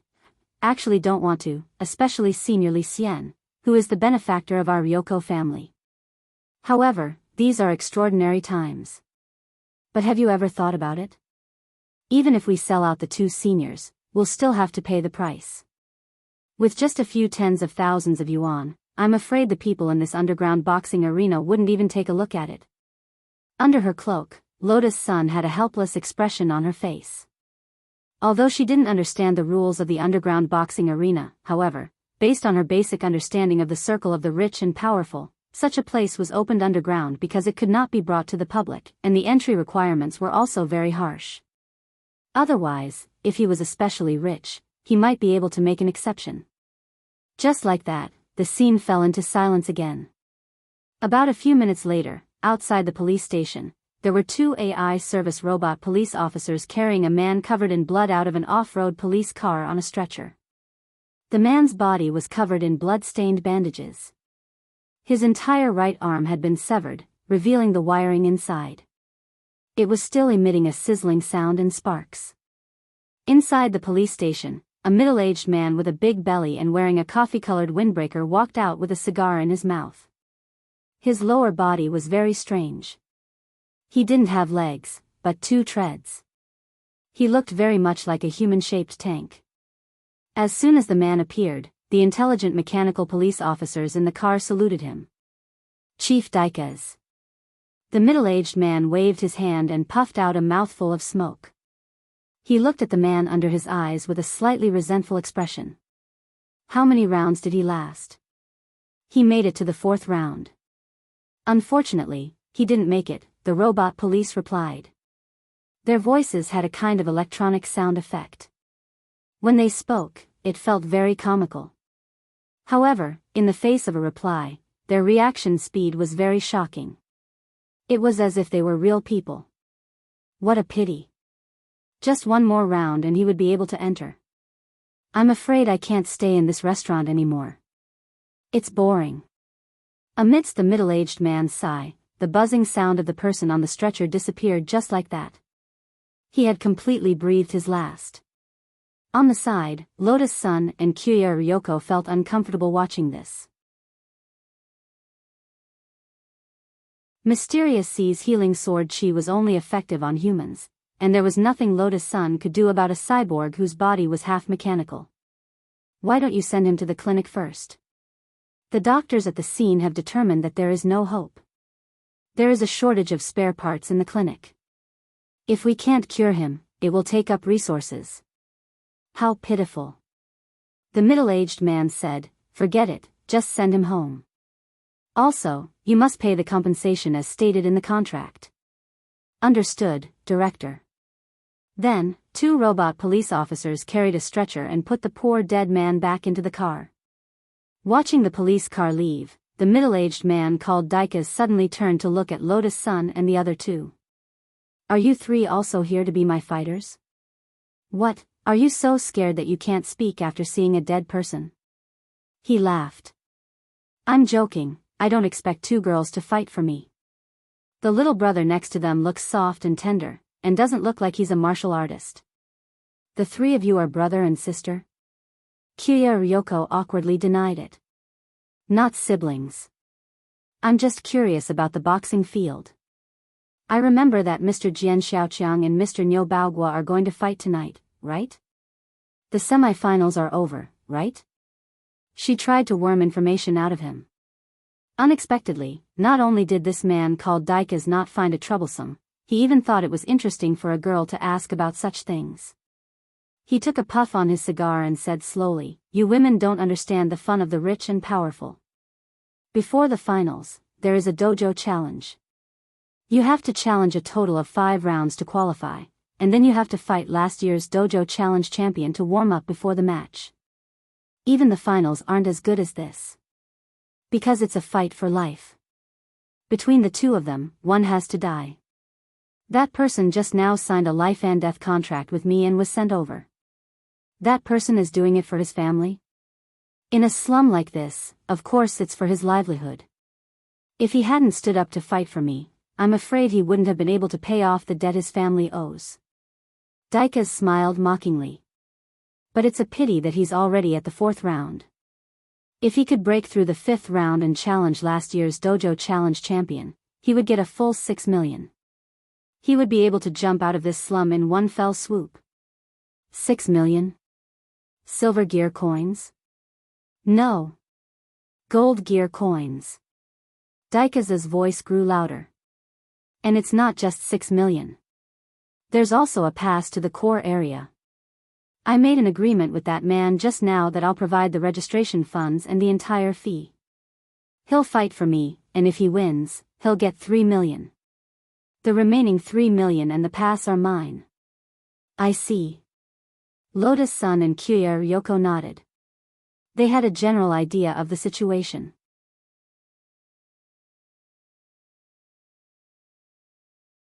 And judging from the director's description, this person wasn't too bad. At least he kept his promise with the man on the stretcher.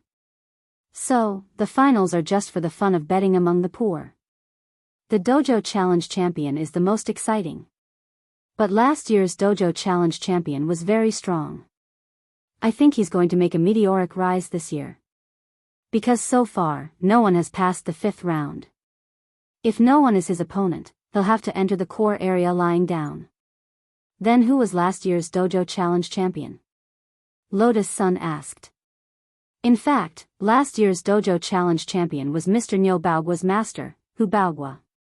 Last year, not only did he single-handedly challenge the 5 pass lords arranged by the bigwigs, he also used only one move to kill the Dojo Challenge champion the year before last. One move? Yes. One move. It said that when he used it, he was so fast that people couldn't see his movements. By the time they reacted, he'd already hit the ground. Those who saw it at the scene only saw a flash of lightning and thunder. And this move was also called by him Lightning 5 consecutive whips. The more Dekar spoke, the more agitated he became. The veins on his forehead bulged, and he had to rub his twitching temples. I'm sorry, I was too agitated and talked too much to you girls. Mr. Director, can I give it a try? Just then, Ryoko Kyuko took the initiative to step forward. Lotus-san and the monk's eyelids twitched when they heard her request to fight. They hadn't expected Ryoko to do this at all. Of course, Ryoko wasn't just throwing her life away. She had just estimated the realm of that seriously injured man, and felt that he was at the peak late golden core stage. With the ghost talisman on her, she might be qualified to challenge him on her own. At the very least, there was Monk Golden Lamp to vouch for her, so it was very safe. You? Daika's laughed. A woman shouldn't join in the fun, although you don't look like one. Blue veins popped out on Ryoko's forehead. What do you mean? Daika's chuckled. Of course I'm talking about your chest. It's so flat that you're hardly a woman. Don't even think about the dojo challenge. As soon as he said this, he suddenly felt a powerful wave of negative energy in front of him. Ryoko mobilized the power of the ghost talisman and smashed her fist heavily into the ground. In her mind, she imagined Audra cheating on her, and with a man at that. Under this double fury, coupled with Daika's precise lightning strike, Ryoko Kyuko instantly erupted with unparalleled destructive power. Boom! Ryoko smashed a 10-meter deep hole in the ground in front of the police HQ, and the nearby ground cracked as if there was an earthquake. Hiss! Lotus Sun and Monk Golden Lamp sucked in breaths of cold air at this scene. A woman caught in the act of adultery was indeed terrifying, and the most horrified was naturally this director Daika's.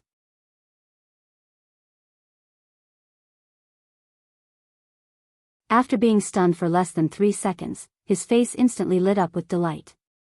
Ha ha ha ha. Who would have thought? Even I, Daika's, would make a mistake one day. Miss, I'm sorry for my slip of the tongue just now. I shouldn't have looked down on you and even attacked you. Although, Dekars didn't think that Ryoko Kamiya would grow breasts. As a man who had seen countless people, he could basically understand this with just one look.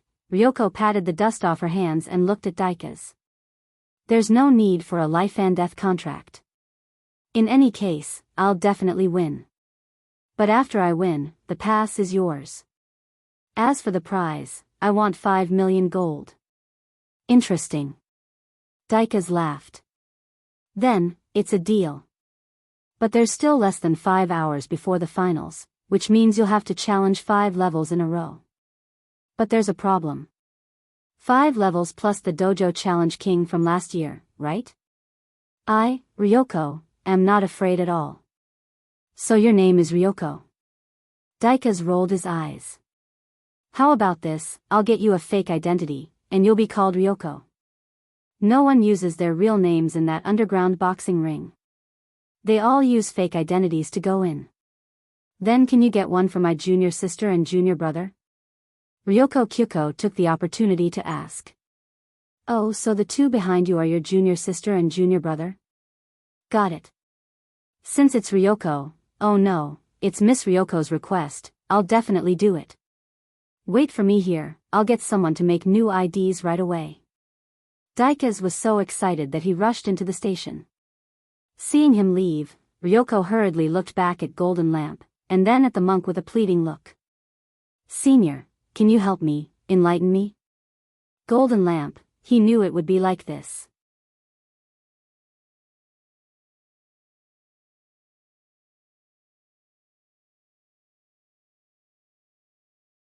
Chapter 1648. The entrance to the underground boxing arena in the slums of the Technology City was in a deep alley on 5th Ring Road. Deep in the alley was a sealed manhole cover, which was open to reveal the entrance. At the mouth of the alley were gun-wielding mechanical cultivators. These brawny men blocked the entrance tightly like a human wall, adding a layer of mystery to this restricted area. When Audiobook and the other two arrived, they were swept back and forth by these people's gazes. Audiobook shrank his neck back and had a faint sense of foreboding. It wasn't that he was afraid of these brawny men with big heads and thick necks, but inexplicably felt a strange coldness behind his back. And this wasn't the first time he had felt this coldness. It had actually been there ever since he had bought the drinks. Until now, when it had become more and more intense, after showing the ticket to the underground, one of the brawny men spoke in a gruff and low voice devoid of any emotion. One ticket can only allow 2 people in at most. Qin Zong was quick-witted. He took out a stack of silver gear coins and smiled, revealing his pearly white teeth. Big brother, how about you make an exception? I was also introduced here by a friend. I came here to play, I don't know if I can still buy more. The brawny man took the stack of notes and sniffed at the fragrance. This stack of silver gear coins amounted to 100,000, which was actually not a small sum for Audiobook and the others, who were in desperate need of funds. But Qin Zong was unusually generous, and the corners of his lips curled up. If this big brother doesn't mind, you can share the money with our brothers. The brawny man with the paralyzed face smiled coldly. At least you know your manners. Then come in. He then gave the other brawny men a look, and they straightaway made way. So it's the boss here. Seeing this scene, Qin Zong knew what was going on. Just as the 3 of them entered the alley through the human wall, Audiobook noticed that the brawny man who had taken the money had followed them in and seemed to want to say something. Sir, is this your first time here? Yes, it's my first time, Qin Zong answered truthfully. The odds for the final are 1/6, and most people think that Jian Shaocheng will win. But there's no point in betting on the final. The brawny man said in a gruff voice, if this is your first time here, I suggest that you play a dojo challenge. The odds were 1/60. However, the entrance fee for this place is 1 million silver cog coins. Mister, you seem to be quite generous. Do you want to play something exciting? Qin Zong's eyes lit up. He had just tipped the burly man 100,000 yuan, so he had exactly 1 million yuan left. Following behind Qin Zong, Audiobook and Zhou Zi sighed in their hearts. All these coincidences were so natural. It was as if everything had been planned. Audiobook now realized that perhaps Qin Zong hadn't just been lucky. He might be the embodiment of luck, 60 times the odds. If he could win, they would get 60 million silver gear coins. Qin Zong's face was full of interest. Then how do we get in? The muscular man revealed an ugly smile and walked straight to the innermost part. He opened a manhole cover hidden under a blanket. Gentlemen, please enter from here.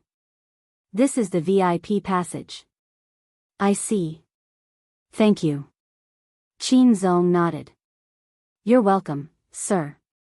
I wish you good fortune. After saying that, the brawny man watched Qin Zong and the other 2 go in with a smile on his face. Then, he covered the manhole cover and carpet again.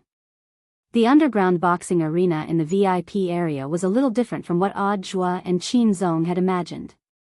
These people were dressed in bright and beautiful clothes. Just from their appearance, they already looked like poor people. Audiobook frowned slightly. These people are from the core area, right? He could roughly guess a few things from the scene in front of him. The odds in the finals were only 1/6, so in the end, it was just the poor people's plate, while this dojo challenge was the real deal, where the rich and powerful looked for excitement. At the betting counter, a lot of people were discussing the dojo challenge. Ah, what a pity for that man earlier. He was already in the 4th round, but in the end he was violently beaten up and carried away. Only I, great general who, can win this dojo challenge. In my opinion, treasure who will definitely win this year's dojo challenge. A middle-aged man with a big belly laughed fiercely. Holding a goblet, he spoke carelessly as he swirled the red wine in his hand. Don't celebrate too early, Boss Zhu. The competition isn't over yet. A rich lady with bright red lipstick smiled coldly. There's only 4 hours and 52 minutes until the betting deadline. I don't think it's possible to pass 5 rounds in a row and challenge last year's champion in less than 5 hours. The middle-aged man called Boss Zhu didn't hide his rampant laughter at all. He was a supporter of last year's dojo challenge champion, Hu Baogua. At that time last year, Hu Baogua had caught the eye of an ascender who wanted to leave the slums, who had provided him with the starting funds to participate in the dojo challenge. This so-called ascender was the kind of person who had already accumulated a certain amount of money and wanted to escape poverty and move to the core area. 2 years before the dojo challenge, an ascender had come to participate on his own, but in the end, he had died a violent death. Later, an ascender had come up with an idea. That was to sign a hired thug to participate in the competition on his behalf. After the competition, the ascender would get his pass, while the hired thug would get his own money. With this money, the hired thug would have the capital to continue participating in the competition the next year. Furthermore, he would become the second year's arena master.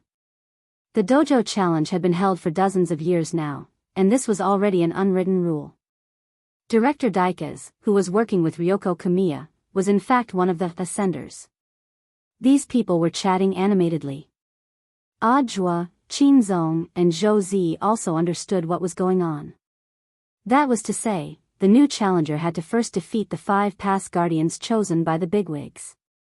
Only after succeeding in all the challenges would he be able to challenge last year's dojo challenge king. The most important thing was that these past guardians all had spare tires. Once they were injured, they would be replaced by a new person. That was to say, no matter who challenged them, the first 5 past guardians would always be at full HP and MP. It doesn't sound very easy. Do we really have to bet? Ajua frowned. Even he felt that the rules were too harsh. There were already less than 5 hours left. They had to challenge 6 people in a row. Unless there was a huge disparity in strength, this was almost an impossible task. This director Zhu was also well aware of this, and he laughed again. As far as I know, the only one in the 10th ring who still has spare cash to sponsor the competition is that director Daikaz. However, it was a pity that the hired thug he had just sent was already dead. There are less than 5 hours left. It's not like he'll force a duck onto a perch and randomly grab someone on the road, right? As soon as the man finished speaking, a roar of laughter rang out in the hall. Qinzong ignored him and walked over to the betting counter. He took out the storage bag and asked, "Hello, can I still bet now?" "Of course, sir." The betting waitress gave a professional smile. "Please help me bet that this Mr. Hu Baogua loses." "Lose?" "Sir. I've checked, there are 1 million silver gear coins in your storage bag." After the waitress said this, a lot of eyes turned to Qinzong. Qinzong smiled slightly. "Please put me in."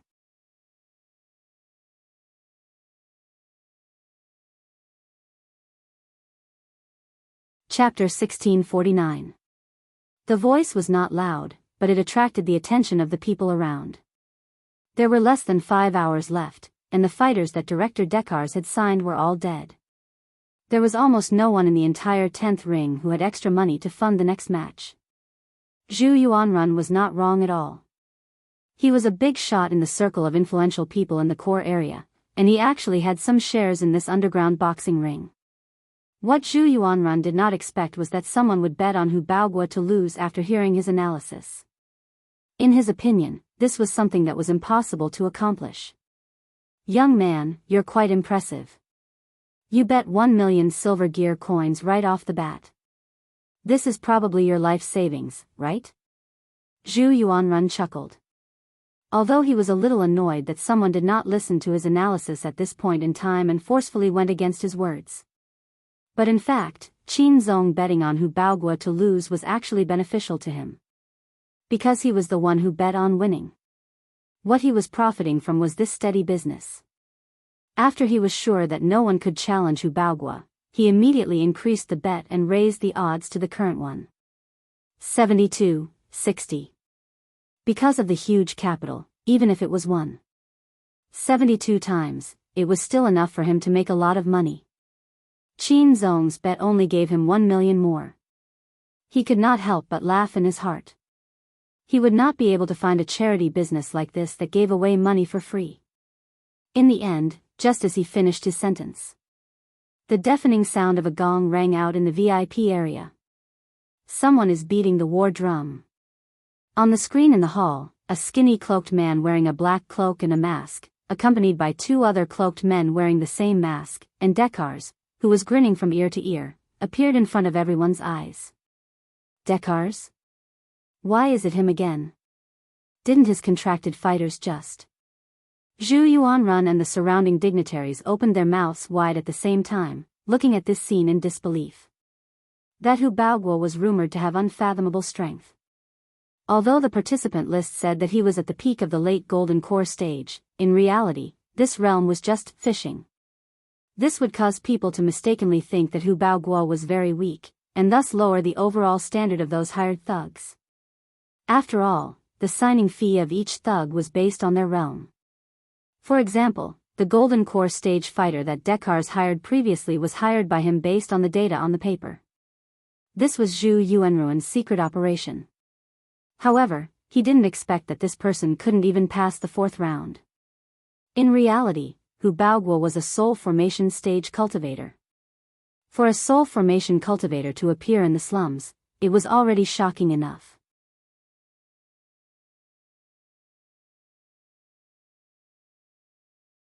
On the other hand, the person that Dekars found was ridiculously skinny. In Zhu Yuanruan's opinion, it would be difficult for him to even pass the first 3 tests. This Dekars. Is there something wrong with his brain? Why did he find such a short and ugly man to compete with? When Zhu Yuanrun said this, Daikas entered the venue with Lotus Sun, Jiao Gong, and Jin Deng. As soon as she entered the venue, Ryoko Kwamiya heard Zhu Yuanruan's arrogant voice. Under the cloak, her body trembled slightly. This damn fatty actually said that she was, calm down, Ryoko, you mustn't be exposed. Also, this Dekars did indeed label you as a boy on his fake identity. It's all for cover. Cover. On the side, Lotus Sun used team voice to remind her. Ryoko Kwamiya took a deep breath. In her heart, she repeatedly said things like, the world is so beautiful, but I'm so irritable. The golden lamp's light blessing spell on them perfectly concealed their auras to ensure that Odd Zhua and the others wouldn't discover them. Sharing the king's eye was indeed very powerful, but it was worlds apart from the real king's eye. As long as the light blessing spell was strong enough, it would be impossible for the king's eye's power to penetrate it. So now, they were being blessed with version 4.0 of the golden lamp's light blessing spell. Although the effect was temporary, it greatly increased Ryoko Kwamiya's fighting strength. When they entered the hall, Lotus Sun had been worried that Odd Zhua would see through them. After a brief exchange of glances, in the end, Odd Zhua's gaze quickly shifted away from them. She couldn't help heaving a sigh of relief. That was close. Look, Rongrong, that person keeps looking at Odd Zhua. He hasn't even stopped once. Ryoko Kwamiya was utterly exasperated with jealousy. In addition, Zhu Yuanrun had just said that she was a boy, and her anger had already reached a critical point. Dekars was fully in charge of the admission procedures for the dojo challenge, and it took less than 10 minutes for Ryoko Kwamiya to get her pass. When her name appeared on the big screen, everyone's eyes twitched. Kwamiya? Who was this person? A golden core hatchet man, and one that no one had ever heard of. Dekars, you're pushing this kid into a fire pit. Look at how skinny he is, he hasn't even fully developed yet, right? Why did you call a girl who hasn't even fully grown yet? Zhu Yuanrun had a teasing expression on his face. Pushing into a fire pit? What do you know? Dekars completely ignored what Zhu Yuanrun said. He had already seen how powerful Ryoko Kwamiya was, and naturally didn't care what others thought. Although Ryoko Kwamiya's asking price was indeed higher than that of the dead male hatchet man, his ultimate goal was the pass. As long as he could get the pass, everything would be worth it. Kwamiya. Are you ready? Let's show them real magic. Dekars folded his arms and smiled confidently. Magic?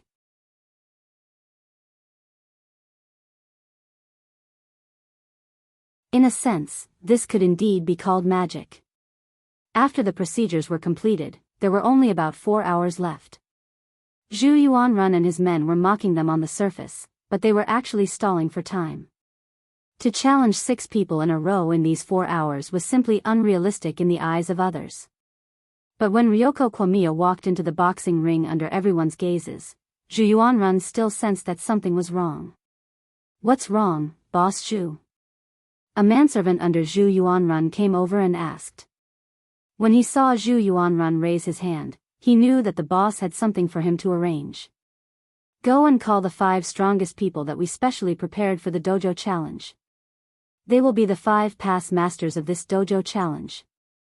Is this necessary? I feel that something is wrong. Zhu Yuanrun frowned. He knew Dekars the best. Under normal circumstances, he wouldn't do useless things. Of course, the main reason was that the confidence on his face scared Zhu Yuanrun. About a few minutes later, the first past master that Ryoko Kwamiya would face had come to her. This was a man with 8 mechanical legs. People gave him the nickname, Yogurt. The first person is Crab? Zhu Yuanrun sneered. This person looks extremely clumsy, but he is extremely fast. Extremely agile. And most importantly, these 2 iron gloves of his, they are the work of that lord. That lord? Yes. Although that lord is just a disciple, even if he is a disciple. These iron gloves are enough to be fatal. This is a fist that surpasses the fear of death. I see. It sounds very strong. And look at President Zhu, the man in front of him isn't wearing any gloves. Heh, barehanded. He's courting death. A fist that surpasses the fear of death. Kamiya Ryoko was startled, and immediately clenched her fists tightly. Indeed, she wasn't wearing anything, only 2 delicate, meaty fists. But after version 4.0 of the illumination spell, she had nothing to fear at the moment. That damn fat pig, he actually said that this lady is a man. Recalling what Zhu Yuanrun had just said, Ryoko's anger rose to the max again. Facing the crab in front of her, who was much smaller in size, she went up and waved her arms.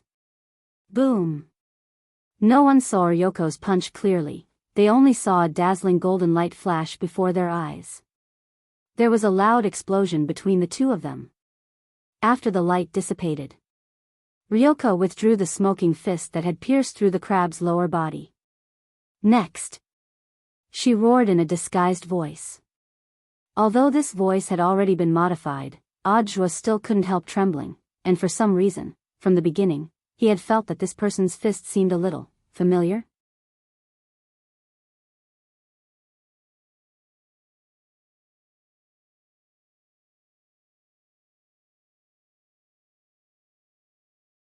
Zhu Yuanrun wanted to earn a stable income, but the appearance of this palace had disrupted his overall plan. He didn't need to think too much to know that his opponent would definitely resort to some dirty tricks in the next few stages. However, no matter how dirty it was useless as long as he was here. It was only a matter of time before he used his luck to clear his name. He might even shoot himself in the foot. It could be said that everything up until now was within Qin Zong's expectations. However, it wasn't that there weren't any surprises. This was because Qin Zong noticed a strange phenomenon from the moment the man called Gong defeated the crab. Audiobook, who had been standing next to him the whole time, was still trembling slightly. And for some reason, his complexion didn't look good. Brother Zhua, are you feeling unwell? Qin Zong asked. This voice made Audiobook, who was deep in thought, shudder again. No. I'm not feeling unwell. Audiobook replied. His gaze was fixed on that incomparably fair little fist in the boxing ring. Although he still couldn't quite believe it, the more he looked at this hand, the more familiar it seemed. After all, he had only used Ryoko's hand a while ago with her permission. That kind of comfortable rhythm was something that couldn't be compared to when he was doing it himself. Audra remembered. That had been his first time, and also Ryoko's first time. He had never been touched by anyone other than Ryoko, and it was also Ryoko's first time coming into contact with this kind of thing. Thus, this incident had left a deep impression on both of them. At least for Audra. He had carved every inch of Ryoko's hand into his bones. But if this person really was Ryoko, why had she appeared here to fight in an underground boxing ring? And who were the other two people in the cloak? All kinds of questions lingered in Audra's mind. Given the current situation and his understanding of Ryoko, the first person he thought of who would be able to fool around with her recently and get close to her, was Lotus Sunday. As for the remaining person, he was definitely an almighty figure. Gu Xuanji, Crispy Noodles Dao Monarch, Monk Golden Lamp, all of them were possible. At that moment, Audra's mind was spinning rapidly. If his inference was completely correct, then what was the reason for Ryoko and the others to hide their true identities? Since they had already come to this illusory world of nothingness, why didn't they acknowledge him? Audra couldn't figure it out no matter how he thought about it, and had a very bad feeling about it. When he raised his head again, he found that Ryoko had already dealt with the 4 gatekeepers. There were still a full 3 hours before the dojo challenge ended. The last person she had to face was Zhu Yuanruan's strongest trump card, Black Dragon. Compared with the others, Black Dragon didn't have much of a showy appearance, and looked just like a normal human being. His muscles were well developed, but not exaggerated, and were just the right type. At the same time, his skin was dark, and even the whites of his eyes were completely black. Apart from the fact that his eyes are a little strange, this person looks very normal, Josie said at that moment. Hee, little brother, is this your first time watching Black Dragon's match? A spectator sitting next to Josie in the stands laughed at that moment. He was covered in jewels from head to toe, and his 10 fingers were covered in glittering jewel rings. At first glance, it was obvious that he was a dignitary living in the core area. But from his tone, this person was very friendly, and without waiting for Josie to ask any questions, he continued, a true mechanized cultivator is in the bones, not the skin. Take the crab from before, for example. He looks mighty and domineering, but in fact he's very easy to target.